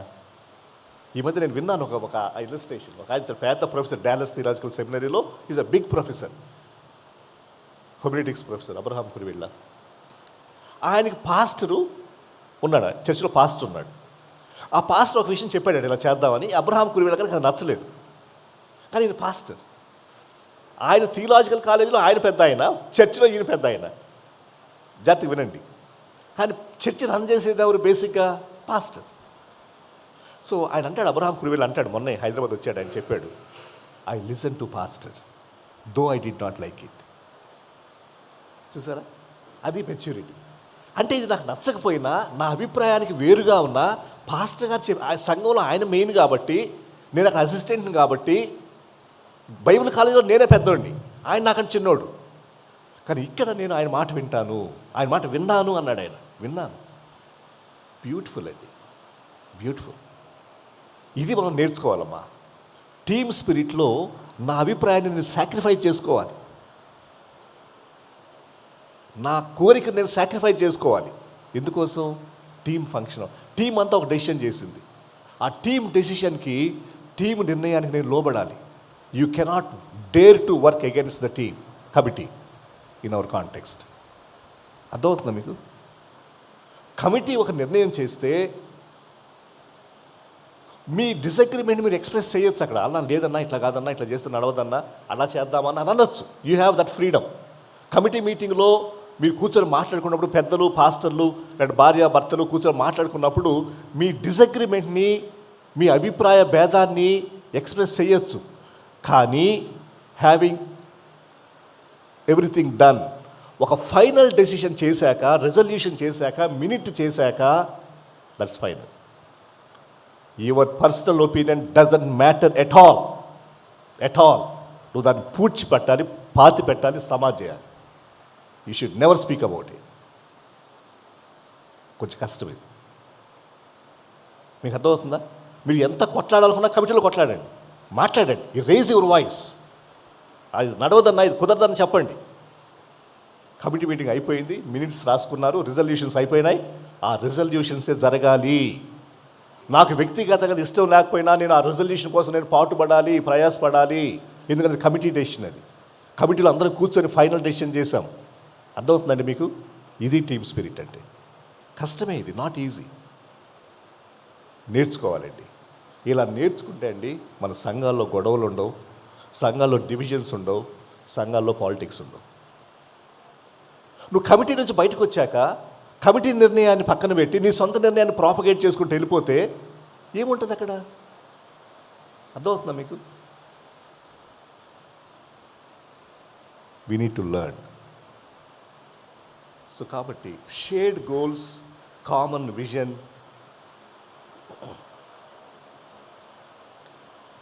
Second topic, conflict resolution. అంటే గొడవలు వచ్చినప్పుడు ఏం చేయాలి? ఫస్ట్ మళ్ళీ ఫ్యామిలీకి వెళ్దాం మనం. ఏ ఫ్యామిలీకి? భార్యాభర్తలు ఫ్యామిలీ. భార్యాభర్తల మధ్యలో గొడవ వచ్చిందండి, ఏం చేద్దాం? మాకు చాలాసార్లు వచ్చింది, మరి మీకు వచ్చిందో నాకు తెలియదు. మీరంతా చాలా మంచోళ్ళ కనపడుతున్నారు. Okay fine. ఒక మాట చెప్పమంటారా? బిగినింగ్ మాకు పెళ్ళై 30 సంవత్సరాలు అయింది. ఇప్పుడు అట్లా అనుకోవట్లేదు కదా మీరు? కొత్తగా పెళ్ళింది అనుకుంటున్నారా? అట్లా కూడా అనుకోవట్లేదులే. సరే, 30 సంవత్సరాల్లో most of the beginning years ఆవిడే సారీ చెప్పేది, ఆవిడే ఫస్ట్ మాట్లాడేది. నేను మాట్లాడేవాడు కాదు. గొడవ వస్తే గమ్మున సైలెంట్. మాట్లాడంటే మాట్లాడు, ఎన్ని నెలలైనా మాట్లాడను. అది మనం గొప్పతనం కాదు, బుద్ధి లేని తనం. నిజంగా సీరియస్, అది ఫూలిష్నెస్. ఆవిడే ఫస్ట్ మాట్లాడేది, ఆవిడే ముందు దగ్గరికి వచ్చేది, ఆవిడే ఏదో కలిపేది. నాకు తర్వాత అర్థమైంది, చాలా సమయం, సంవత్సరాలు పట్టింది ఇది అర్థం అవడానికి. నాకు నేను అంత బుద్ధి లేను అన్నమాట. సంవత్సరాలు పట్టింది. ఏమని అర్థమైంది? అరే ఇది కాదురా పద్ధతి, మనమే ముందు మాట్లాడాలి, మనమే ముందు సారీ చెప్పాలి అన్న విషయం అర్థమైందమ్మా. ఇప్పుడు మా ఆవిడని అడగండి, ఫస్ట్ నేనే మాట్లాడతాను గొడవ అయినప్పుడు. నేర్చుకున్నాను, తగ్గించుకోవడం నేర్చుకున్నాను. ఇంకొక ఆయన అంటాడు, ఇలా వినండి, ఐఆమ్ సారీ అని చెప్పడం అట, it doesn't mean that you are wrong అట. కాదట. నువ్వు తప్పు అయినప్పుడే నువ్వు సారీ చెప్పాల్సిన అవసరం లేదట. ఐఎమ్ సారీ అని. ఇప్పుడు నాకు డానియల్ సాల్మన్ గొడవ అయిందబ్బా అనుకోండి. ఫర్ ఎగ్జాంపుల్, నేను సాల్మన్ దగ్గరికి వెళ్ళి, నేను పేరు పెట్టి పిలుస్తాను, ఏమనుకోకండి, మీ అయ్యగారు అయినా పెద్ద అయినా, ఆయన రెవరెండ్ డాక్టర్ మామూలుగా, నేను మామూలు పాస్టర్, నా పేరు చూడండి అక్కడ ఎట్లా ఉందో. నేను రెవరెండ్ కూడా తీసుకోలేదు, మరి ఏంటో అది కూడా బుద్ధి లేని తనమే, గొప్పతనం ఏం కాదు. సరే, నేను డానియల్ సాల్మన్ గారికి నాకు గొడవ అయింది, ఆర్గ్యుమెంట్ అయింది, కొట్లాట అయింది. నేను వెళ్ళి సారీ చెప్పాను, తమ్మి సారీ అన్నాను. ఎందుకన్నాను చెప్పండి? Because I respect him, I value him, I value him in my life. మా ఇద్దరు గొడవ అయ్యి అట్లా వేరైపోవడం నాకు ఇష్టం లేదు. సాల్మన్, నువ్వు నాకు కావాలప్పా, I need you in my life, నువ్వు నాకు కావాలా, యు ఆర్ మై ఫ్రెండ్. మనం 20 సంవత్సరాల ఫ్రెండ్స్ అబ్బా, ఎట్లా విడిపోతాం ఇప్పుడు ఎంత చిన్న గొడవకి?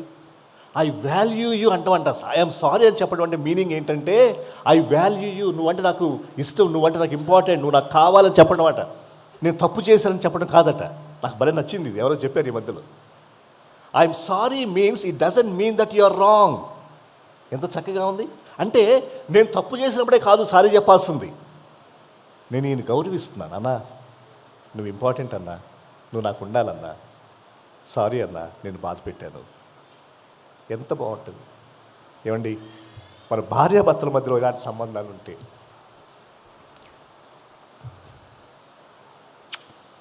Hour homes will be heavens. మన కుటుంబాలు పరలోకంగా ఉంటాయండి, మన పిల్లలు ఆనందిస్తారు. భార్యాభర్తలు కొట్లాడుకున్నప్పుడు అండి బాగా డ్యామేజ్ అయ్యేది మన పిల్లలు. చర్చి కాదు, ఎందుకంటే నువ్వు బాగా స్టూడెంట్స్ వస్తావు ఆదివారం, నీకు తెలియదు, చర్చి వాళ్ళకి తెలియదు మీ ఇంట్లో ఏం జరిగిందో. నీ కొడుకుకి నీ కూతురికి తెలుసు మీరెంత కొట్లాడుకున్నారు. భార్యాభర్తల మధ్యలో కొట్లాట అయినప్పుడు బాగా సఫర్ అయ్యేది పిల్లలు, యువర్ ఓన్ చిల్డ్రన్. వాళ్ళ హృదయాలు గాయపడతాయి. ఒక అమ్మాయి చెప్పింది, వాళ్ళ నాన్న వాళ్ళ అమ్మను కొట్టేవాడట. ఈ అమ్మాయి చిన్నది, 6వ తరగతి 5వ తరగతి చదువుతుంది. ఒక మూలకెళ్ళి ఏడ్చుకుంటా ఉండేదట ఈ చిన్న పాప. ఏం చేయలేదు, షీ కెనాట్ హెల్ప్. చిన్న పిల్ల ఆమె హృదయం గాయపడింది.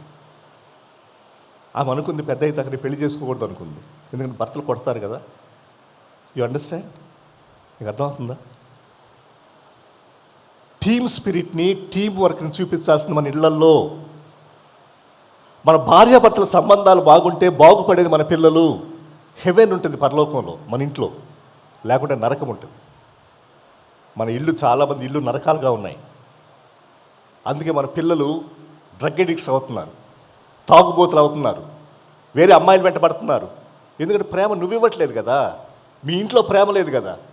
వాడు ఏ అమ్మాయి ప్రేమ కావాలి వాడికి, అందుకే వాడు బయట తిరుగుతాడు. మీకు అర్థమవుతుందా?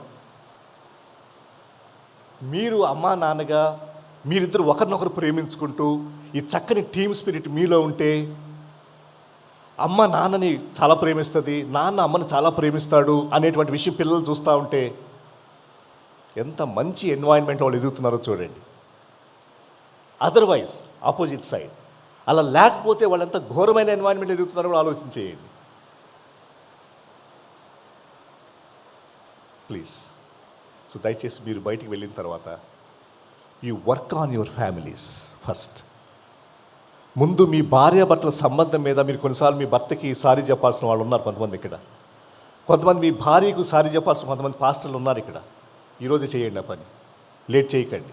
తప్పులేదమ్మా, తప్పులేదు. నేను మగవాడిని, నేను ఎందుకు సారీ అనుకోకండి. No no no no. నువ్వు మీ పక్కింటి ఆవిడికి సారీ చెప్పట్లే, మీ ఆవిడికే.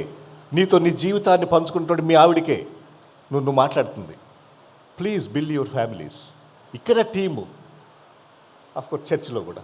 నెక్స్ట్ పాయింట్, సంఘ పెద్దలు, పాస్టర్లు. వీళ్ళిద్దరి మధ్యలో వీళ్ళిద్దరు రైవల్స్ కాదండి. ఒకళ్ళేమో అపోజిషన్ పార్టీ, ఇంకొకళ్ళేమో అధికార పార్టీ కాదు. ఎవరు? సంఘ పెద్దలు, పాస్టర్లు. కొన్ని సంఘాలు ఈ ఎన్వైరన్మెంట్ ఉంటుంది అన్ఫార్చునేట్లీ. అర్థమవుతుందా మీకు? పాస్టర్ ఏమో కమిటీకి అగ్నెస్ట్గా పనిచేస్తాడు, కమిటీ వాళ్ళేమో పాస్టర్కి అగ్నెస్ట్గా పనిచేస్తారు. వచ్చిన జోక్ చెప్పమంటారా? ఎక్కడో మరి అది నిజంగా జరిగిందో లేదు తెలియదు. వాళ్ళు చర్చికి బిల్డింగ్ కట్టుకున్నారట, ఇలా కొత్త బిల్డింగు. వాళ్ళు ముందే ఆర్కిటెక్ట్తో మాట్లాడి సంఘ పెద్దలు ఒక బటన్ పెట్టుకున్నారట. పాస్టర్ గారు అరగంట కంటే మాట్లాడితే ఒక బటన్ పెడితే కిందకి వెళ్ళిపోతాడు, పుల్పిట్ కిందకి వెళ్ళిపోద్ది. వాళ్ళు కంట్రోల్ చేస్తుంటారు, వాళ్ళు రిమోట్ కంట్రోలింగ్ అంటారు చూడండి, రిమోట్ కంట్రోల్ మేనేజ్మెంట్ ఉంటుందన్నమాట. వద్దది, అవసరం లేదు. నేను చెప్పాక ఆల్రెడీ మనమంతా team, shared vision, common goals. Pastor గారు పెద్దలు అందరూ కలిసి ఒకే దానికోసం పనిచేస్తున్నారు. ఆ స్పిరిట్, ఆ యాటిట్యూడ్ మన సంఘాల్లో ఉండాలి. సో దయచేసి ఎక్కడెక్కడ సమస్యలు ఉన్నాయో, ఈయనున్నాడు, ఈ అన్న సరిగ్గా పని చేయట్లేదు, కొంచెం కష్టం. ఆయనతో అన్న ఎందుకన్నా నువ్వు ఇట్లా చేస్తున్నావు, ఏమైంది, నాలో ఏమైనా తప్పు ఉందా, నేను నచ్చలేదా, నేనేమైనా పొరపాటు చేశాను చెప్పు, ఏంటో విషయం నేను సరి చేసుకుంటాను. చెప్పండి. ఓపెన్ డిస్కషన్, కమ్యూనికేషన్ అక్కడ జరగడం అవసరం. ఇక్కడ ఒక మాట ఏముందనంటే, instead of pointing fingers look for practical. అంటే నువ్వు ఈ తప్పు చేసావు అని వేరే వాళ్ళ వైపు వేలు చూపెట్టడం కంటే ఇలా చేస్తే బాగుంటుందని సొల్యూషన్ ఆఫర్ చేయండి. ప్రాక్టికల్ సొల్యూషన్ ఆఫర్ చేయడం మంచిది. తర్వాత స్టాప్ కాన్ఫ్లిక్ట్ ఎస్కలేటింగ్. అంటే సమస్యను పెద్దది చేయండి. ఇది ఇంకొక ఇంపార్టెంట్ పాయింట్ అండి. ఆల్రెడీ గొడవ వచ్చింది, భార్యాభర్తలకు వచ్చింది, సంఘంలో వచ్చింది. ఆ సంఘమును నాకు అగైన్ అపోస్తలుల 6వ అధ్యాయం పొద్దున మాట్లాడుకున్నా కదా స్త్రీల విషయంలో, అక్కడ బాగా నచ్చిన ఒక విషయం ఏంటంటే, పీటర్ చాలా త్వరగా ప్రాబ్లం సాల్వ్ చేశాడు. ఆ స్త్రీల మధ్యలో భోజనం పంపిణీ విషయంలో, ఆహార పంపిణీ విషయంలో గొడవ అయినప్పుడు Peter jumped into action. He did not delay. ఆలస్యం చేయలేదు. ఆలస్యం చేస్తే ఏమవుతుంది, సాతాను ఎంటర్ అయిపోతాడు. వాడు హాయిగా ఫుట్బాల్ ఆడుకుంటాడు చర్చిలో. అర్థమవుతుందా మీకు? మన ఫ్యామిలీలో, మన కుటుంబాల్లో ఫుట్బాల్ ఆడతాడు సాతాను. సో మంచి విషయం ఏంటంటే, ప్రాబ్లం ఎస్కలేట్ అవ్వడం అంటే ఏంటంటే, ఫర్ అగైన్ మన ఫ్యామిలీ ప్రాబ్లంకి వెళ్దాం. భార్యాభర్తలు కొట్లాడుకున్నారు, వాళ్ళిద్దరు మాట్లాడుకోవట్లేదు, గ్యాప్ వచ్చింది, 2 రోజులు 3 రోజులు 4 రోజులు వారం రోజులు అయిపోయింది. అప్పుడు ఏమవుతుంది, థర్డ్ పర్సన్ ఎంటర్ అవుతారు సీన్లోకి. వాళ్ళ అమ్మ వస్తుంది, వీళ్ళమ్మ వస్తుంది. ఇంకా ప్రాబ్లం ఏం చేస్తారు, పెద్దది చేస్తారు, గ్యాప్ ఎక్కువైపోతుంది. అప్పుడు గ్యాప్ ఎక్కువైనాక ప్రాబ్లం పెద్దగా అయినాక సాల్వ్ చేయడం కష్టమవుతుంది. అప్పుడు పెద్దోళ్ళు రావాలి, గొడవలు తీర్చడానికి, పాస్టర్ గారు రావాలి, సంఘ పెద్దలు రావాలి, సర్పంచ్ రావాలా, అంతదాకా తెచ్చుకోవద్దు. ప్రాబ్లం చిన్నగా ఉన్నప్పుడే ఎస్కలేట్ అవ్వకుండా చిన్నగా ఉన్నప్పుడే అడ్రస్ చేస్తే అక్కడే మీ ఇద్దరి మధ్యలో గొడవ సాల్వ్ అయిపోద్ది, పక్కింటి వాళ్ళు కూడా తెలియదు గొడవ అయినట్టు. ఆ లెవెల్లో మీరు కనుక అడ్రస్ అయిపోతే సర్పంచ్ దాకా వెళ్తుంది మ్యాటరు, మీ పక్క వీధికి వెళ్తుంది, రెండో వీధికి వెళ్తుంది, మూడో, అందరికీ తెలిసిపోద్ది మీ ఇంట్లో గొడవలు ఉన్న విషయం. అంత అవసరమా చెప్పండి? ఈ చర్చలో గొడవలు ఉన్న విషయం అందరికీ వెళ్ళిపోద్ది, అవసరమా? గొడవ వచ్చినప్పుడు, గొడవ అంటే మిస్అండర్స్టాండింగ్స్, కమ్యూనికేషన్ గ్యాప్ ఇప్పుడు ఉంటుందమ్మా. వచ్చినప్పుడు అక్కడే కూర్చొని వీలైనంత వరకు ఎస్కలేట్ అవ్వకుండా ప్రాబ్లమ్ని, కాన్ఫ్లిక్ట్ని అక్కడికక్కడే సాల్వ్ చేసుకుంటే పక్కింటి వాళ్ళకి తెలియదుగా ఈ చర్చలో ఏం గొడవ అయిందో. ఈరోజు పోలీస్ స్టేషన్లు, పోలీసులు వచ్చి ఆరాధన జరపాల్సి వస్తుందండి. ఎందుకు? కారణం ఏంటి? మా ఒంగోలులో అదే చాలా పెద్ద ప్రాబ్లం. ఒంగోలు బ్యాప్టిస్ట్ చర్చ్లో చాలా మంచి పాస్టర్ లెక్చరర్ జాన్ అగస్టిన్ గారని అన్న నవ్వుతున్నాడు, అన్నది తెలుసు అన్ని.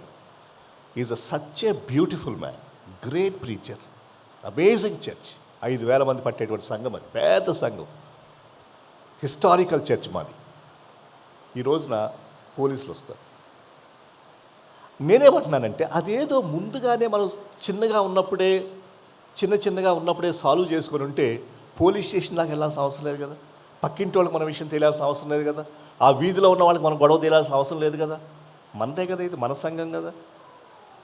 అది point. So stop escalating.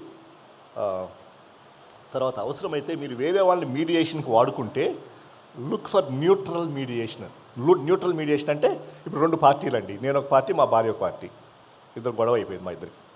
So నాకు ఎలాంటి మీడియేటర్ కావాలంటే సైడ్స్ తీసుకునే మీడియేటర్ నాకు పనిచేయడు. అంటే ఆవిడ వైపు అలా ఉంటారు కొంతమంది ఆవిడ సైడ్ తీసుకుంటారు, కొంతమంది నా సైడ్ తీసుకుంటారు. నా సైడ్ తీసుకుని మోజెస్ కరెక్ట్ అని ఆవిడ తప్పు అంటారు, లేదంటే ఆవిడదే తప్పు అని చెప్పి నన్ను తప్పు అంటారు. న్యూట్రల్ మీడియేషన్, కరెక్ట్గా విషయాన్ని చూసి నువ్వు తప్పైతే నువ్వు తప్పని, నేను తప్పైతే నేను తప్పని చెప్పేవాళ్ళు కావాలి. ఇలా చాలా కొద్ది మంది ఉంటారు ఇలాంటి వాళ్ళు. కానీ ఇలాంటి వాళ్ళ సహాయం మనకు ఆ స్థితి వస్తే మనకు అది అవసరం. తర్వాత బీ ఫ్లెక్సిబుల్ అండ్ అడాప్టబుల్. అంటే ఆల్రెడీ చెప్పారు, వేరే ఒపీనియన్కి వేరే వాళ్ళు చెప్పిన దాన్ని మీరు తీసుకోవడానికి విల్లింగ్గా ఉండండి. నేనే చెప్పింది కరెక్టు, నా మాట ప్రకారమే నడవాలి, దిస్ వోంట్ వర్క్. అది భార్యాభర్తలో కూడా నడవదండి. I'm telling you. భార్య దగ్గరికి వెళ్ళి నేను చెప్పింది నడవాలంటే నడవదు, అది ఇట్ వోంట్ వర్క్. సో ఓపెన్గా ఉండండి చేంజ్కి. ఆమె చెప్పింది కరెక్టా, ఆమె చెప్పిన దాంట్లో కొంత విజ్డమ్ ఉందా, లేదంటే ఈయన చెప్పింది కరెక్టా అనేటువంటి ఆ ఓపెన్నెస్, ఫ్లెక్సిబిలిటీ, అడాప్టబిలిటీ ఎదుటి వ్యక్తి నుంచి నేర్చుకోవడానికి మనకు అక్కడ చాలా అవసరము. I think I'm done almost. టుగెదర్గా ఉన్నప్పుడు, కలిసి ఉన్నప్పుడు మనం చాలా విషయాలు చేయగలుగుతాము. రైట్, చాలు. కొంతవరకు ఈ పాయింట్స్ మీకు హెల్ప్ఫుల్గా ఉన్నాయని అనుకుంటున్నాను. ఇది ప్రాక్టికల్ టాక్. ఇది నేను అయ్యగారి పర్మిషన్తోనే మీకు చెప్తున్నాను ఇవన్నీ. నేను నిన్న ఆయన నా అవుట్లైన్ పంపించాను, అయ్యగారు అప్రూవ్ చేశాక నేను మాట్లాడుతున్నాను. నిజంగా సీరియస్. అడగండి ఆయన, కాకపోతే అడిగా మీరు ఇన్పుట్స్ ఇస్తారా సార్, సలహాలు ఇస్తారని కూడా అడిగిన ఆయనకి. నా అవుట్లైన్ పంపించాను ఆయనకి. అన్న ఈ గో హెడ్ అని చెప్పాడు ఆయన. Right, praise the Lord. నేను చిన్న స్టోరీ చెప్పి ముగిస్తా. పాస్టర్లు కదా మనం అందరూ, తప్పులు చేసే పాస్టర్లు, అది కూడా మామూలు పాస్టర్లు కాదు.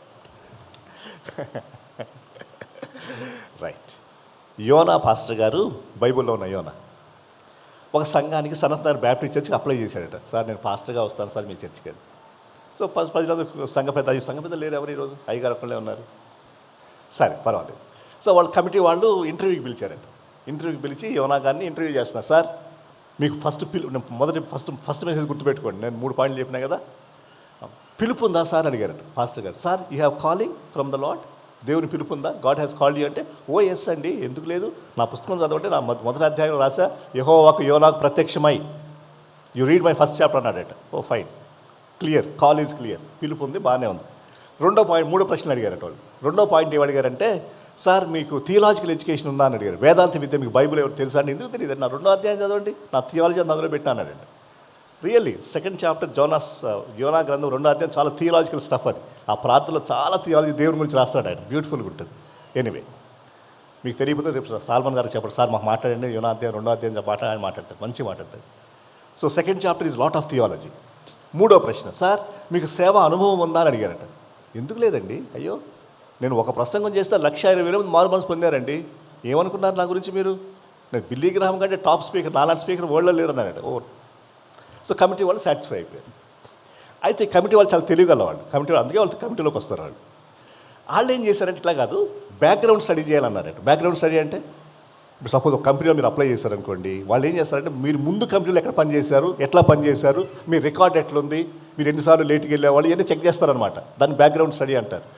వీళ్ళు ఏం చేశారు, కమిటీ వాళ్ళు ఫస్ట్ ఓడ ప్రయాణికుల దగ్గరికి వెళ్ళారట. అయ్యా యోనా తెలుసా మీకు అంటే, ఎందుకు తెలియదు సార్, మాతో కలిసి ప్రయాణం చేశాడు ఆయన, ఓడలో ఉన్నాడంటే. ఇట్లా మా చర్చికి అప్లై చేశాడు సార్, ఆయన తీసుకోమంటారా అంటే, వద్దు సార్ తీసుకోకండి, ఆయన నిద్రపోతాడు సార్, ఇప్పుడు ఆయన ప్రార్థన చేయడం రాదు, మేమంతా కింద మీద పడి ప్రార్థన చేస్తా ఉంటే ఆయన దిగువ బాగా నిద్రపోతున్నాడు సార్, గాఢ నిద్రపోయాడు ఆయన ఏం పాస్టర్ అన్నాడు. వీళ్ళు ఓ ఈ కమిటీ వాళ్ళు షాక్ అయిపోయారు, ఇదేంట్రా బాబు ఇలా ఉంది ఈయన సాక్ష్యం. సరే ఈ రద్దులే, అది నినివే ఊరు వెళ్ళారట. నినివే పట్టణానికి, సార్ మీ దగ్గర మీ ఊర్లో మీ చర్చిలో ఒక పాస్టర్ ఎంతమంది యోనా అని పనిచేశారు మీకు తెలుసా సార్? తెలుసండి. ఆయన ఏంటి సార్ మీ ఒపీనియన్ ఏంటంటే, ఆయన మంచోడు కదా సార్, ఊరికి కలుగుతాడు ప్రతి దానికి. ఆ 4 అద్దెలు అలిగాడు కదా, ఆ చెట్టు ఎండిపోయినందుకు అలిగాడు ఈయన. అది ఏమన్నా పాయింట్ అని చెప్పండి అలగడానికి?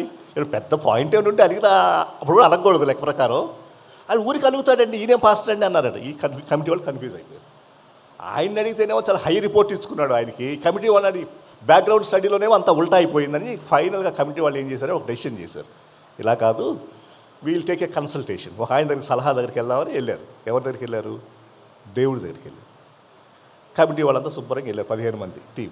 ఫస్ట్ 2 పాస్టర్లు 17 మంది వెళ్ళారు. సరే దేవా ఇట్లా మాకు కాన్ఫ్లిక్టింగ్ రిపోర్ట్స్ వస్తున్నాయి మా దగ్గరికి, ఒకవైపు ఏమో పాజిటివ్ రిపోర్ట్ వస్తుంది, ఇంకోవైపు ఏమో టోటల్ నెగిటివ్ రిపోర్ట్ వస్తుంది. దేవా ఏం చేయాలి దేవా, నీ సలహా చెప్పు, నువ్వు ఏం చెప్తే అది చేస్తా ఉన్నారట. దేవుడు అన్నాడట, yes it is true that he has a calling. నేను పిలిచాను సేవకు పిలిచాను నేను ఆయన. It is also true that ఆయన థియాలజీ తెలుసు, అలాగే ఆయన ఇట్లా నిద్రపోతాడు అలుగుతాడని కూడా తెలుసు. దేవుడు ఫైనల్గా అన్నాడట, give him a second chance. దేవుడు అన్నాడట, ఇంకొక అవకాశం ఇవ్వండి ఆయనకి, మీరు తీసుకోండి ఆయన, మీ చర్చిలో పాస్టర్గా తీసుకోండి, అపాయింట్ చేయండి ఆయన, take him, give him a second chance. ఏమండి, ఆ యోనాలు ఎవరో కాదండి, మనమే. ఇక్కడ కూర్చున్న మనం అందరం యోనాలు లాంటి వాళ్ళు. దేవుడు మనల్ని పిలిచిన మాట వాస్తవమే, మనకు అనుభవాలు ఉన్న మాట వాస్తవమే, ప్రభావవంతమైన పరిచర్య చేసిన మాట వాస్తవమే, ఓడిపోయిన మాట కూడా వాస్తవమే, మనకు బలహీనతలు మనం ఉన్న మాట కూడా వాస్తవమే. We have our own weaknesses and limitations. మనల్ని చూస్తే వీడు పాస్టారా, అసలు వీడు దేనికైనా పనికొస్తాడా అని అనుకుంటున్నారు మాట కూడా వాస్తవమే. దేవుడు అంటున్న మాట ఏంటనంటే, give him a second chance. ప్రార్థన చేద్దాం, ఈ తలంపుతో బయటికి వెళ్దాం. మన మీద పెద్ద తోపులు అని కాదు, మన మీద పెద్ద గ్రేట్ అని కాదు, మనకున్న బుద్ధిహీనతలు, అజ్ఞానం, తప్పులు బోలెడున్నాయి. మన అన్నీ చెప్పుకుంటే ఇప్పుడే నా గురించి నేను చెప్తాను, ఇంతకుముందు అన్ని పాజిటివ్ చెప్పాను నేను మీకు, నా గురించి నెగిటివ్ కూడా చెప్పుకుంటే మీరు ఎవరు నన్ను ఇంకోసారి పిలవరు, నా ముఖం కూడా చూడరు, వీడేం పాస్టర్ అంటారు మీరు నన్ను. Yes, it is true, honest. కానీ our God is a God who gives us a second chance. Our God wants to use us again, knowing what we are. మనం ఏంటో తెలిసి, మన బలహీనతలు తెలిసి, మన పొరపాట్లు తెలిసి, మన పడిపోయిన సందర్భాలు తెలిసి ఇంకొక అవకాశం ఇద్దామని అనుకునేటువంటి దేవుడు మన దేవుడు. అలాంటి దేవుడు మనం సేవిస్తూ ఉన్నాం. సో కాబట్టి మనం బయటికి వెళ్దాం, మన గ్రామాల్లోనికి వెళ్దాం, మన సంఘాల్లోనికి వెళ్దాం, మన కుటుంబాల్లోనికి వెళ్దాం. My main focus is my family. నా జీవితంలో మోస్ట్ ఇంపార్టెంట్ పర్సన్ నా wife. The second most important person in my life is my son. వీళ్ళిద్దరే తర్వాత వాళ్ళందరూ తర్వాతనే. నా చర్చ్ మెంబర్స్ కానీ ఇంకెవరైనా, నా కొడుకులాగా కాదు, నా భార్యలాగా కాదు, వాళ్ళు నాకు కావాలి. Of course I work in the church for the people. So దయచేసి నా కోరిక, నా ప్రార్థన ఏంటంటే ఈ సాయంకాలం ఇక్కడ కూర్చున్న మనం అందరం కూడా దేవుని కోసం, దేవుని రాకడ వరకు మనం చనిపోయేంత వరకు పనిచేద్దాం. ఒకరినొకరు అర్థం చేసుకుందాం. ఒకరినొకరు కొట్లాడద్దు. ప్రెసిడెంట్ సెక్రటరీతో, సెక్రటరీ ట్రెజరర్తో కొట్లాడద్దు. కోఆపరేట్ చేయండి, సహకరించండి. ఆయన కూడా బలహీనతలు ఉన్నాయి. నీకెట్లా బలహీనతలు ఉన్నాయి, ఆయన కూడా ఉన్నాయి. You help him so that he will play his role better. నువ్వు బౌలింగ్ అయితే బ్యాట్స్మెన్కి హెల్ప్ చేయి. నువ్వు బ్యాట్స్మెన్ అయితే ఫీల్డర్కి నువ్వు హెల్ప్ చేయి. మనం అందరం కలిసి గెలుద్దాం. ఇండియా గెలవాలి. సనత్ నగర్ బ్యాప్టిస్ట్ చర్చ్ గెలవాలి. 23 అవుట్ రీచ్ పాస్టర్స్ గెలవాలి. అంతే. ఒకళ్ళు ఓడిపోతే మనం కూడా ఓడిపోయాం. నా భార్య ఓడిపోతే నేను కూడా ఓడిపోయాను. ప్రార్థన చేద్దాం. అందరూ లేచి నిలబడదామా? As a sign of commitment ప్రార్థన చేద్దాం మనం అందరం. దేవా, నా కుటుంబంలో కొన్ని సమస్యలు ఉన్నాయి దేవా. నా భార్యాభర్తల సంబంధాల్లో నేను కొన్ని సరి చేసుకోవాల్సి ఉన్నాయి దేవా. Please help us. మా ఇద్దరి సంబంధాలు సరిగ్గా లేని కారణం చేత మా ఇంట్లో పెరుగుతున్న పిల్లలు పాడవుతున్నారు దేవా. నా కొడుకు కూతురు నలిగిపోతున్నారు, కృంగిపోతున్నారు దేవా. Please help. ప్రార్థన చేద్దాం. కళ్ళు మూసుకున్నాం. ఇదిగో దేవా నా జీవితం, ఆపాదమస్తకం నీకంకితం. ఇదిగో దేవా నా జీవితం, ఆపాదమస్తకం నీకంకితం. శరణం నీ చరణం, శరణం నీ చరణం,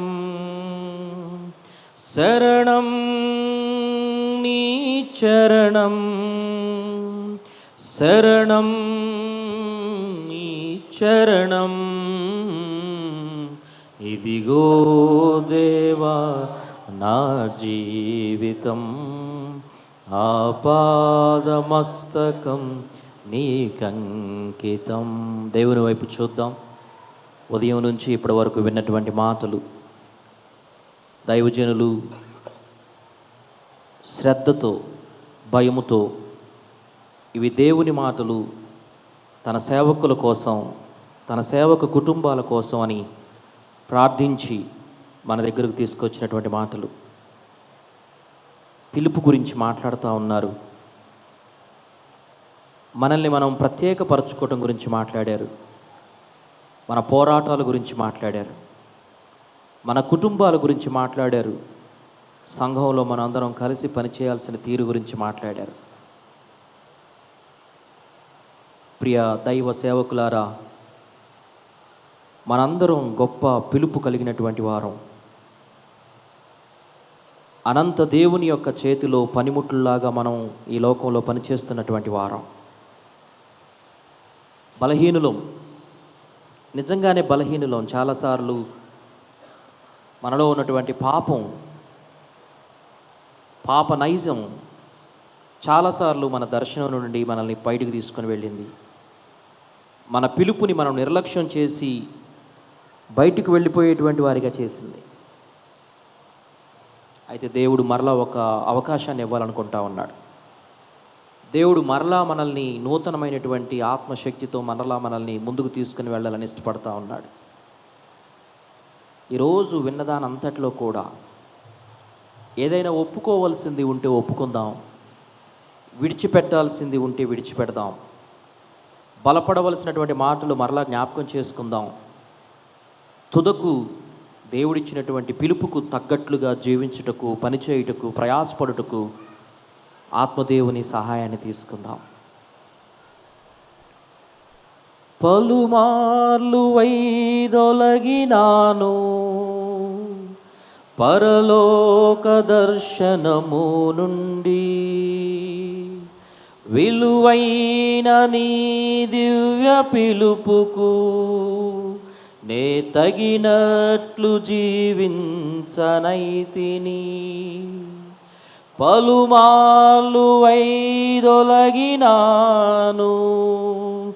పరలోక దర్శనము నుండి, విలువైన నీ దివ్య పిలుపుకు నే తగినట్లు జీవించనైతి. అయినా నీ ప్రేమతో నన్ను దరి చేర్చినావు, అందుకే గైకొనుము దేవా ఈ నా శేష జీవితం.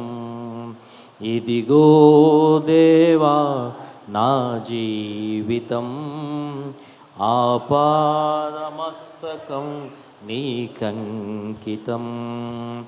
ఇదిగో దేవా నా జీవితం, ఆపాదమస్తకం నీకంకితం.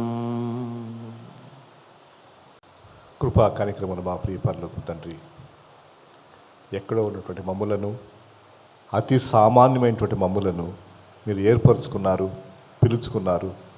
తల్లి గర్భంలో పిండముగా రూపింపబడక మునిపే మమ్మల్ని మీరు పిలుచుకున్నారు ప్రభా. నేను నిన్ను చూచితని మీరు ఇర్మియాతో అన్నారు ప్రభా. ఈ రోజున ఇక్కడ ఈ ప్రాంతంలో, ఈ తెలంగాణలో మేము మీ సాక్షులుగాను మీ సేవకులుగాను ఉండడానికి మీరు మాకు ఇచ్చిన పిలుపు కొరకై వందనాలు. ఆ దివ్యమైన పిలుపు, ఆ దినం, ఆ సమయం మీకు వందనాలు నాయన. మా బలహీనతలు చూచి కూడా మీరు మమ్మల్ని ఏర్పరచుకున్నారు. మేము ఎంత ఘోరమైన వ్యక్తులో మీకు తెలుసు ప్రభా. మేము ఎంత పడిపోయే స్వభావం కలిగిన వాళ్ళమో మీకు తెలుసు తండ్రి. అయినా మీరు మా పట్ల కనికరం చూపి మీరు మాకు ఇచ్చినటువంటి పరిచర్య బాధ్యత కొరకై వందనాలు. నిజానికి మేము యోగ్యులం కాదు ప్రభా, కానీ నీ కృప తండ్రి. ముఖ్యంగా ఈ 23 సంఘాల కొరకు ప్రత్యేకంగా ప్రార్థిస్తూ ఉన్నాం. సేవకుల కొరకు, సేవకురాల కొరకు, పెద్దల కొరకు ప్రార్థన చేస్తున్నాం. మా కుటుంబాలను, మా సంఘాలను ఈ రానున్నటువంటి సంవత్సరంలో ఎంతో ఆశ్చర్యంగా మీరు దీవించండి. అవును మా తండ్రి, పరలోకం మా మనుషులతో నిండిపోవాలి ప్రభా. మా గ్రామాల్లో నుండి అనేక మంది పరలోకానికి వెళ్ళాలి, నరకానికి వెళ్ళకూడదు ప్రభా. అది మా ప్రార్థన. కన్నీటితో ప్రార్థన చేయడానికి, భారంతో పనిచేయడానికి సహాయం చేయండి.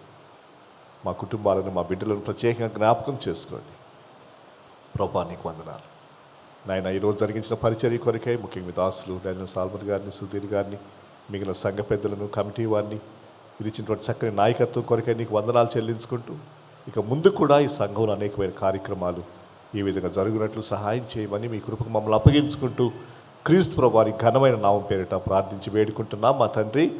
ఆమేన్. తండ్రి, కుమార, పరిశుద్ధాత్మ త్రియేక దేవుని దీవెనలు, ఆశీర్వాదాలు నిలుచున్న మనకును, మన కుటుంబాలకును, సంఘమునకును, సకల పరిశుద్ధులకును, ప్రత్యేకంగా మన పరిచర్యలకును సదా తోడై నిలిచి నడిపించునుగాక. ఆమెన్. దయచేసి కూర్చుందాం ఒక 5 to 10 minutes. మన మధ్యలో ఉన్నటువంటి అవుట్ రీచ్ కన్వీనర్ గారు అరుణ్ కుమార్ గారు వందన సమర్పణ, ఓట్ ఆఫ్ థ్యాంక్స్ చేస్తారు. ఆ తర్వాత మనం కార్యక్రమంలో ముందుకు వెళ్దాం.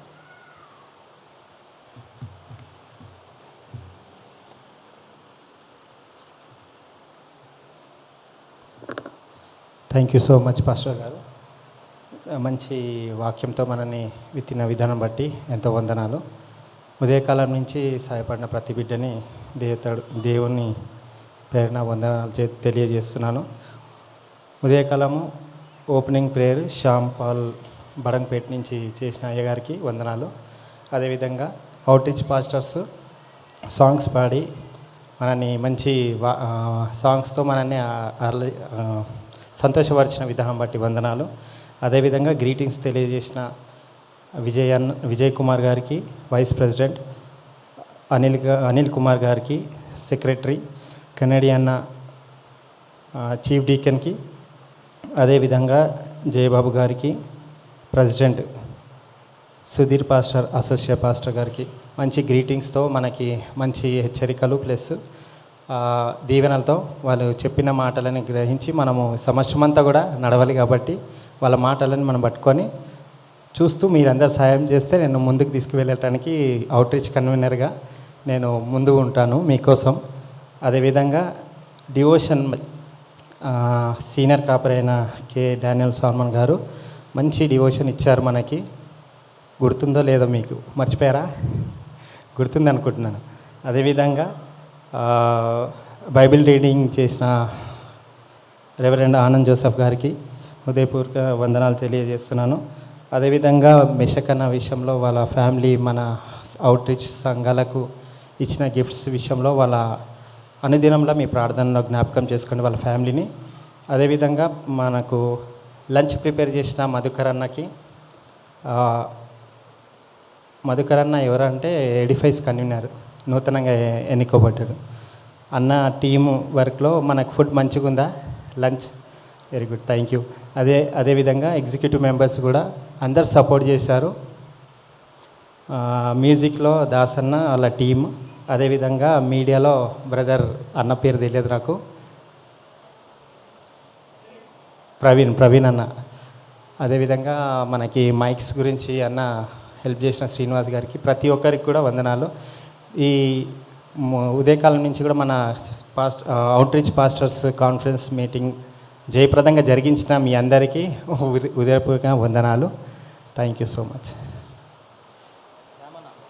సారీ అన్న, నేను మర్చిపోయా కాదు, ఎంత అంటే ఫుల్ యాక్టివ్. నిజంగా ఫస్ట్ ప్రోగ్రామ్ మాకు వారమే టైం అయింది. వారం టైంలో ఎంత ప్రోత్సాహం ఇవ్వాలా, ఎంత ఎంకరేజ్మెంట్ ఇవ్వాలా నాకైతే తెలియదు. ఫస్ట్ టైం నేను ఇట్లా స్టేజ్ మీదకి రావడం అనేది. అన్న అన్నాడు, నేనున్నాం నీకు తమ్ముడు, ప్రతి ఒక్క దానికి నేను హెల్ప్ చేస్తా అన్నాడు. చెప్పిన రీతిగానే ఏ టైం అయినా కానీ అన్న ప్రతి విషయంలో కూడా నాకు సపోర్ట్ చేశాడు. అదేవిధంగా పాస్టర్ గారి గురించి కూడా సీనియర్ పాస్టర్ డానియల్ సల్మాన్ గారు, సమయం తక్కువ ఉన్నా కూడా పాస్టర్ గారికి మరొక వందనాలు. ఎందుకంటే మోదస్ పాస్టర్ గారు చాలా బిజీ అంట. అన్న అన్నాడు ఎట్లా చూద్దాము అని చెప్పినప్పుడు ఒప్పుకున్నాడు అనగానే సంతోషం అనిపించింది. మాకు టైం కూడా లేదు, మీటింగ్ పెట్టుకుందాం అనగానే వర్షాలు పడ్డాయి, అన్ఎక్స్పెక్టెడ్ ఒక ఫంక్షన్ ఉండేది, టైం సరిపోలేదు. కానీ దేవుని చిత్తము, అన్న మనకు దొరకడం, మంచి వాక్యము, మార్నింగ్ సెషన్ది అండ్ ఆఫ్టర్నూన్ సెషన్ది, ఫ్యామిలీకి సంబంధించింది ఆఫ్టర్నూన్ సెషన్లో చాలా బాగా చెప్పాడు. మీరందరూ కూడా విన్నారు కాబట్టి ఆత్మీయంగా మీరు బలపరచాలని నేను అనుకుంటున్నాను. శ్యామన్న విషయంలో ఇంకా నేను చెప్పే అవసరం లేదు. మీరు అనుదినంలో మీ ప్రార్థన జ్ఞాపకం చేసుకోండి. మేము ఇరువురము మీకు ఎప్పుడు కూడా అండగా ఉంటాం. Thank you. అరుణ్ కుమార్ గారు చాలా నెమ్మదిగా మాట్లాడుతూ ఉన్నారు. కొత్తగా వచ్చారు కానీ ఇంతకుముందు ఆయా కమిటీల్లో, సబ్ కమిటీల్లో పనిచేశారు. ఇక్కడే కాపురులు అంటే చాలా గౌరవం, మర్యాద, విలువనిచ్చేటువంటి కుటుంబం కాబట్టి చాలా నెమ్మదిగా మాట్లాడుతున్నారు. అమ్మో కాపురులతో ఎట్లా మాట్లాడాలని. కానీ వీళ్ళకి ఒక స్కూల్ ఉంది. ఈయన ప్రిన్సిపల్ తెలుసా మీకు? ఒక స్కూల్కి ప్రిన్సిపల్ ఈయన గారు. అగో వాళ్ళ ఆవిడ గారు కూడా ఇక్కడ ఉన్నారు, శివ గారు, అమ్మగారు ఒకసారి నిలబడండి. వీళ్ళిద్దరూ ఒక స్కూల్ నడిపిస్తారు. ఇక్కడ ఒక పెద్ద స్కూల్ ఉంది వీళ్ళకి.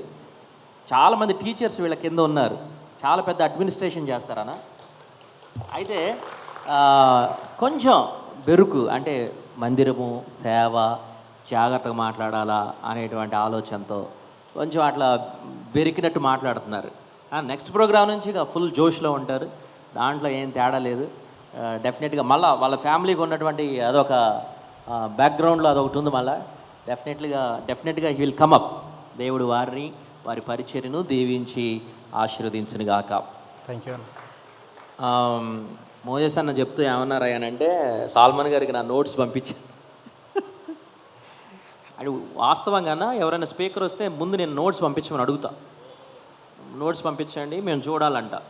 మిమ్మల్ని అడగలే నేను, మిమ్మల్ని ఎందుకులే అడగడం, మీ గురించి తెలుసుగా అన్నట్టు అడగలేదు నేను. కానీ thank you so much for sharing your notes. అవసరం లేదు అన్న నోట్స్ చూడడం అవసరం లేదు. చర్చెస్లో పనిచేసినటువంటి, పాస్టర్గా పనిచేసినటువంటి అనుభవం ఉంది కాబట్టి చాలా మంచి విషయాలు మన మధ్యలోకి తీసుకుని వచ్చినారు. Once again thank you so much అన్న.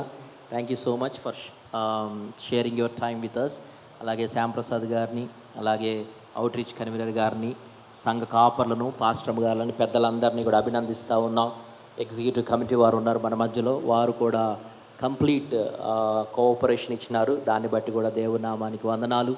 ఈ సంవత్సరంలో ఇంకా గొప్ప పరిచర్య, విస్తరణతో కూడినటువంటి పరిచర్య మనం అందరం కూడా చేయాలని ఆశించుదాం. దేవుడు మిమ్మల్ని, మీ కుటుంబాలను దీవించి ఆశీర్వదించునుగాక. మనందరం సెలవు తీసుకుందాం. అయ్యగారు టీ ఏమైనా ఏర్పాటు చేశారా మా కోసం? థ్యాంక్ యూ సో మచ్ అయ్యగారు. ఇక సెలవు ఇచ్చేస్తున్నాం అయ్యగారు. అదే సెలవు ఇచ్చేద్దామా? రండి, ఒక మాట మాట్లాడతారేమన్నా మీరు? Okay, thank you so much.